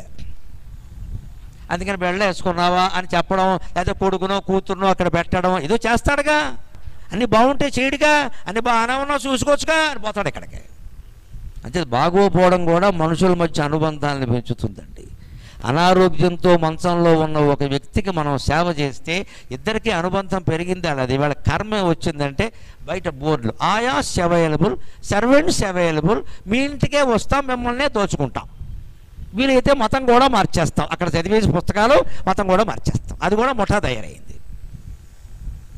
ఖచ్చితంగా మొహమాటం లేకుండా చెబుతున్నానమ్మా, ఇంట్లో పెద్దవాళ్ళు ఉంటే ఈ కర్మ లేదు మనకి.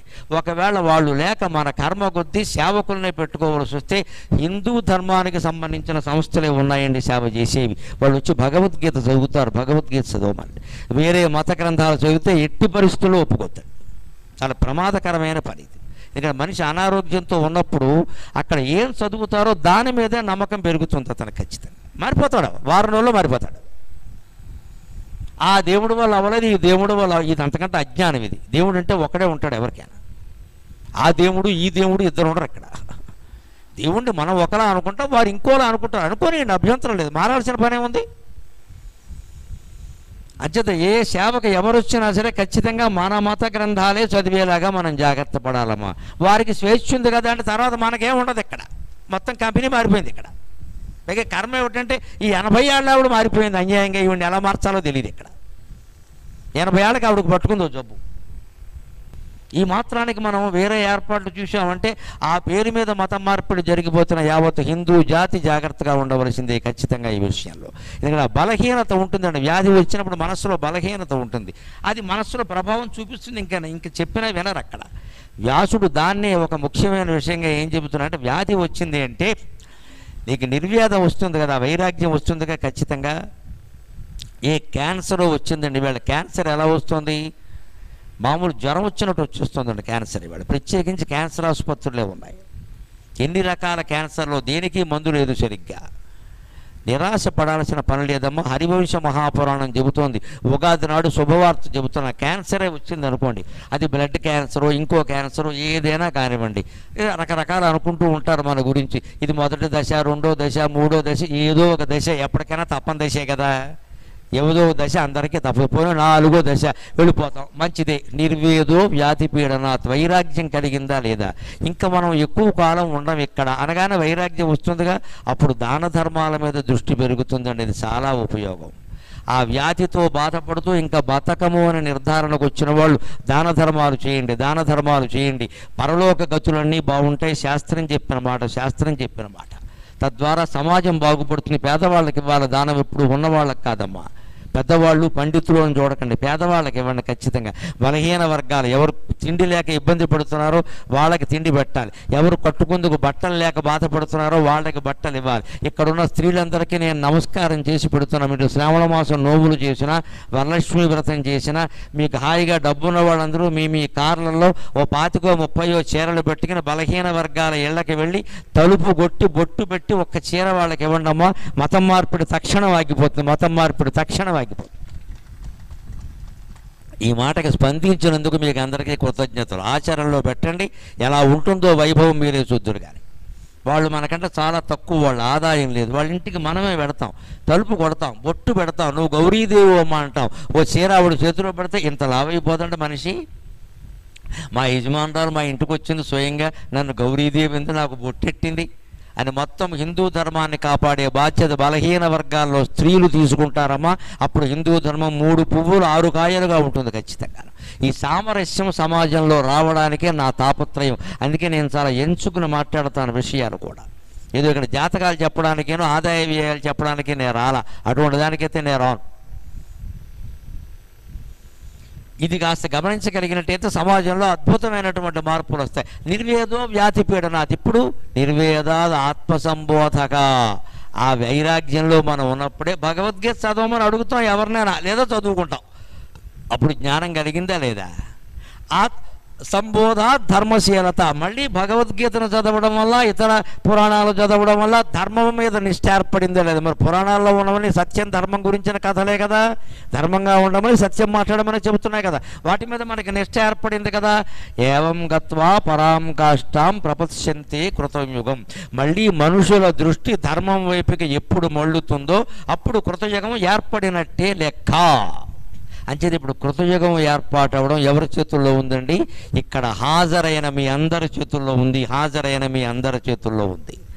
మన మనస్సును మార్చుకుందాం. మన మనస్సును క్రోధినామ సంవత్సరం కాబట్టి క్రోధంతోనే ఉండాలని, ఇది ఇలాగే ఉంటుందని వెర్రి తీర్మానాలు చేయకుండా వ్యాసుడు హరివంశ మహాపురాణంలో చెప్పినట్టుగా అద్భుతమైనటువంటి విషయాన్ని మనం గ్రహిద్దాం. ఇంకొక మాట చెప్పి నేను సెలవు తీసుకుంటా. ఎలాగో మనమంతా పంచాంగాలు చూస్తాం, రకరకాల రాశులు కాబట్టి మాట్లాడుకుంటాం. కానీ ఏ రాశికైనా శుభాలు అశుభాలు అన్నీ సమానంగానే ఉంటాయి. ఒక్క రాశిని నమ్ముకుంటేనే మనం స్థిరంగా ఉంటాం. మేషరాశిని చూడ మెదడు పాడైపోయే. ఏ రాశి వాళ్ళు పంచాంగం చూడండి, ఏదో తేడా కనపడుతుంది. మీకు 6 నెలలు బాగుంది, 6 నెలలు బాగులేదంటాడు. మనకేమనిపిస్తుంది? ఆ బాగులేదన్నది పడుతుంది మనస్సులో. ఆ 6 నెలలు ఇంకా రాలా, ముందు 6 నెలలు బాగుంటుంది అన్నాడు. బాగున్నా సరే తర్వాత బాగుంటుందట అంటే ఎప్పటి నుంచే బాగుండకుండా పోయింది. అందుకని ఏ రాశి అయినా ఒకటే, చివరికి ఏ రాశిని నమ్ముకోవాలో చెప్పి నేను సెలవు తీసుకుంటాను. మేషరాశిని చూడ మెదడు మొద్దైపోయి, వృషభ రాశియు కూడా విషమమయ్యే, మిథున రాశిని చూడ మేలు కీడైపోయి, కర్కాటకపు రాశి కష్టమయ్యే, మిథున రాశిని చూడ మేలు కీడైపోయే, కర్కాటకపు రాశి కష్టమయ్యే, సింహరాశిని కూడా చింతలు ఎక్కువయ్యే, కన్యరాశియు మన కర్మయ్యే. సింహరాశిని చూడ చింతలు ఎక్కువయ్యే, కన్యరాశియు మన కర్మయ్యే. త్రాసు రాశిని చూడ మోసమ్ములైపోయే, తేలు రాశి బ్రతుకు తేలిపోయే. త్రాసు రాశిని చూడ మోసమ్ములైపోయే, తేలు రాశి బ్రతుకు తేలిపోయే. ఇక ధనురాశి వింటి చూడంగా మోసమ్ము కంటికయ్యే, వింటి చూడంగా దోషమ్ము కంటికయ్యే. కుంభరాశియు క్షామ సౌరంభమయ్యే, కుంభరాశియు క్షామ సౌరంభమయ్యే. మకర మీనములు కూడా పెనుమాయలయ్యే, మకర మీనములు పెనుమాయలయ్యే. ఈ రాశులను ఏవి నమ్ముకున్నా ప్రయోజనం లేదండి. పుణ్యముల రాశి, పుణ్యముల రాశి జగదంబ ప్రోవలయో. సకల పుణ్యాల రాశి లలితా పరాభట్టారిక ఆదిశక్తి రమేయాత్మ పరమా పావనాకృతికి అని ఊరికే ఈ పంచాంగాలు చూడడం మీద దృష్టి పెట్టుకోకుండా ముఖ్యంగా ఏడాదికి ఒకసారి చూడాలి కాబట్టి ఈవేళ చూసుకోండి. ఆదాయ వ్యయాలు, రాజపూజ్య అవమానాలను బట్టి కాస్త జాగ్రత్తగా ఉండండి. రాజపూజ్యం 2, అవమానం 12 ఉందంటే నోరు అదుపులో పెట్టుకోవాలి, అంతకంటే లేదు. అన్నిటికీ నోరే కారణం. ఆ నోరు అదుపులో పెట్టుకుని కాస్త ఎవరైనా తిట్టాలని అనిపించినా సరే బాత్రూంలోకి వెళ్ళి గోడ పక్కన తిట్టిస్తే గొడవలేదు. అప్పుడు కూడా రికార్డు కాకుండా చూసుకోవాలి. ఎవడో బయట నుంచి రికార్డు చేస్తున్నాడు, ఇదో సంత వచ్చింది ఈ మధ్యన. అందుకని ఎవరిని తిట్టాలనిపించినా సరే బాత్రూంలోకి వెళ్ళిపోయి తలుపు వేసేసుకుని అన్నీ తిట్టేయండి. అక్కడ మన కసి తీరిపోయింది. బయటకు వచ్చే సుఖంగా వాడికి కాఫీ ఇచ్చి పంపేయండి. ఎందుకు వచ్చిన గొడవ ఈ సంవత్సరం అంతే. ఎందుకంటే మరి రాజపూజ్యం 2, అవమానం 12 ఉంది, ఏం చేయమంటావు? అంచేది ఈ ప్రణాళిక వేసుకోవడానికే ఉగాది నాడు చూడాలండి. మహా అయితే చెబుతున్నా నెలకోసారి చూడండి. ఆ నెల ఎలా ఉందో కాస్త ముందు ప్రణాళిక వేసుకోండి. ఈ నెలలో ఖర్చు ఎక్కువ, పెళ్ళిళ్ళకి వెళ్ళడం మానేయండి. ఒకవేళ వెళ్ళారు చేతులు ఊపుకుంటూ వెళ్ళండి, ఏం పట్టుకెళ్ళకండి. పట్టుకెళ్ళలేదు అని ఎవరు అడగరం, అంత పిసులు కొట్టు వాళ్ళు ఎవరు లేరు ఇక్కడ. మనకింత భోజనం పెట్టి పంపిస్తారు. అలాగే మీ ఇంట్లో పెళ్లి తలపెట్టారు, రిటర్న్ గిఫ్ట్ అని పెట్టకండి. వాడు వెళ్ళిపోవడమే మనకి గిఫ్ట్, మళ్ళీ వాడికి గిఫ్ట్ ఏమిటి ఇక్కడ? ఇది ఒకటి పెట్టారు ఈ మధ్యన బాగా ఆస్తులు ఆరిపోవడానికి, రిటర్న్ గిఫ్ట్ పని లేకుండా. వాడు రిటర్న్ అవ్వడం మనకి గిఫ్టే. ఇక్కడో అన్ని బట్టలు అన్నీ పోగేసి పెట్టుకోవడం, ఏది ఎవడికి ఇవ్వాలో తెలియకుండా నా పోటుగాడికి ప్యాంటు చొక్కాను, మా అబ్బాయికి ఏమో పంచే ఇచ్చాడు. అది వాడికి పనికిరాదు, ఇది నాకు పనికిరాదు. ఈ కంగారు పడేసి ఇక్కడ. దానికోసం ఈ మధ్య ఇంకో ఉద్యమం మొదలెట్టా. శుభ్రాకి ఇచ్చినప్పుడు పెట్టేస్తున్నాం. ఇదేమి దరిద్రం ఇది? శుభ్రాకి ఇచ్చినప్పుడు బట్టలు ఎట్టడం ఏంటండి? ఎందుకు అసలు? వచ్చిన వాళ్ళకి పెట్టాలి, రాని వాళ్ళకి ఎందుకండి? పైగా వీళ్ళు తెలివైన వాళ్ళు శుభ్రంగా వచ్చింది కదా అని వెళ్ళడం మానేశారు. అనవసరంగా ఖర్చు పెంచుకోవడమా కాదా ఇదంతా? మరి ఇంకా ఆదాయ వ్యయాలు లెక్కలేస్తారు ఏమిటంటే మీరే పెంచుకుని. ఇప్పుడు జాతకాలన్నీ ఎక్కడున్నాయేమో మన బుర్రలో ఉన్నాయి. నేను మొహమాటం లేకుండా చెబుతున్నానమ్మా ముగింపుగా. నా పెద్ద కొడుకు పెళ్ళి 9.5 లక్షలతో చేశాం మేము ఇద్దరం అనుకోప్పుడు. 9.5 lakhs ఓన్లీ. అది నరసాపురం వెళ్ళడానికి మా రైలు ఖర్చులు సహా కలిపి మొత్తం లెక్క రాశా. చిన్న అబ్బాయి పెళ్ళి మా అదృష్టం కొద్దీ కరోనాలో వచ్చింది, 4 లక్షలతోనే అవగొట్టేశాం. వాళ్ళు మేము కలిపి 30 మంది, గొడవలేదు శుభ్రంగా. మేము కూడా గెస్టులాగే ఉన్నాం పెళ్ళికి. ఇద్దరివి కలిపి 13 లక్షలు పెంచలేదండి. ఇద్దరు పిల్లలకి పెళ్ళిళ్ళు అయిపోయి మనవరాలు పుట్టింది, సుఖంగా ఉన్నారు. మరి 4 కోట్లు ఖర్చు పెట్టిన వాళ్ళు ఉన్నారు, సుఖంగా ఉన్నారా? చెప్పగలమా? కోట్లు కారణంగానే తగాదాలు అవుతున్నాయి దంపతుల మధ్య. గమనించండి దయచేసి. ఎన్ని కోట్లు ఖర్చు పెడితే అన్ని తగాదాలు ఎక్కువ అవుతున్నాయండి. అహంకారం పెరిగిపోతుంది బాగా. మా నాన్న ఎంత ఇచ్చాడు, మీ నాన్న ఏమి ఇచ్చాడు, ఇవన్నీ వస్తున్నాయి ఇక్కడ. ఇవి రాకుండా ఉండాలంటే పెళ్ళిళ్ళు చాలా నిరాడంబరంగా చెయ్యాలి. ఆ సంసారం నిలబడడం, బంధం బలపడడం మనకి ముఖ్యం, కానీ డబ్బు ఖర్చు పెట్టి మన గొప్ప చెప్పుకోవడం ముఖ్యం కాదండి. అందుకని పుణ్యముల రాశి జగదంబను నమ్ముకోండి. ఇంకొక మాట చెప్పి సెలవు తీసుకుందాం మనం ఖచ్చితంగా. కాళహస్తి మహత్యంలో, కాళహస్తి శతకంలో దూర్జుడు చెబుతాడు, ఎవరి జాతకాలలోనైనా దోషాలు ఏమైనా ఉంటే కంగారు పడకుండా దయచేసి, అన్నింటికీ ఒక పరిష్కారం ఉంది. గ్రహదోషంబులు దుర్నిమిత్తములు నీ కళ్యాణనామంబు ప్రత్యకమున్వేర్కొను ఉత్తమోత్తముని బాధల్ పెట్టగజాలునే దగను కప్పగజాలునే శలభ సంతానంబు నీ సేవ చేసి అతక్లేశులు గారుగాక మనుజుల్ శ్రీకాళహస్తీశ్వర. అనేక రకాల గ్రహదోషాలు ఉంటాయి. ఇంకా రకాల కుజుదోషం అంటారు, అనేక రకాలు చెబుతారు. కానీ అవన్నీ ఎవరి దగ్గరికి చేరవో తెలుసా? ఎవరు నిరంతరం మనస్సులో నమ శివాయ నమ శివాయ నమ శివాయ అని పంచాక్షరి మంత్రాన్ని జపిస్తూ ఉంటారో, నమో నారాయణాయ నమో నారాయణాయ నమో నారాయణాయ అని అష్టాక్షరి మంత్రాన్ని జపిస్తూ ఉంటారో, శ్రీమాత్రే నమః శ్రీమాత్రే నమః శ్రీమాత్రే నమః అని పంచాక్షరి మంత్రాన్ని జపిస్తూ ఉంటారో, వారి దగ్గరికి కూడా ఏ గ్రహ దోషాలు రావండి. శాస్త్రం చెప్పిన మాట, శాస్త్రం చెప్పిన మాట. భయపడకండి, దయచేసి భయపడకండి. భగవంతుడు మనకి ధైర్యాన్ని ఇవ్వడానికి ఉన్నాడు కానీ మనని భయపెట్టడానికి కాదు. భగవంతుడు అంటే తల్లి ఎవరినైనా భయపడుతుందా? ఇక తండ్రి అయినా కోపం వచ్చి ఓ దెబ్బేస్తాడు, ఓ మాట అంటాడు. తల్లి భయపడుతుందా? ఒక్క మాట అంటే వెనకాల బాధపడిపోతుంది, అయ్యో బిడ్డను అన్నామని. మరి అమ్మవారికి ఆ దయ ఉండదా? అమ్మవారు ఎప్పుడు మనకి దయతో చూస్తుంది. ఏ నైవేద్యం పెట్టాం, బొట్టు ఎక్కడ పెట్టాము, లేకపోతే దీపం ఎక్కడ పెట్టాం, కంగారు పడిపోకండి. మీకు ఎక్కడ వీలైతే అక్కడ పెట్టండి. ఏమైనా దోషం జరిగిందంటే గరికపాటి నరసింహారావుకి ఇచ్చామని ఇచ్చేయండి, నేను భరిస్తాను, పర్వాలేదు. పాపాల భైరవుణ్ణి, మా అమ్మవారు నా దోషాలన్నీ క్షమిస్తుంది, నాకు ఆ ధైర్యం ఉంది, ఇబ్బంది లేదు. ఇప్పుడు శంకర్ పెట్టుకోకండి అనవసరంగా. ఎప్పుడు ఈ ఆందోళన వదిలేసి హాయిగా మనసులో నమ శివాయ నమో నారాయణాయ శ్రీమాత్రే నమః అని 3 నామాల్లో ఏదో ఒక నామాన్ని నిరంతరం స్మరించండి.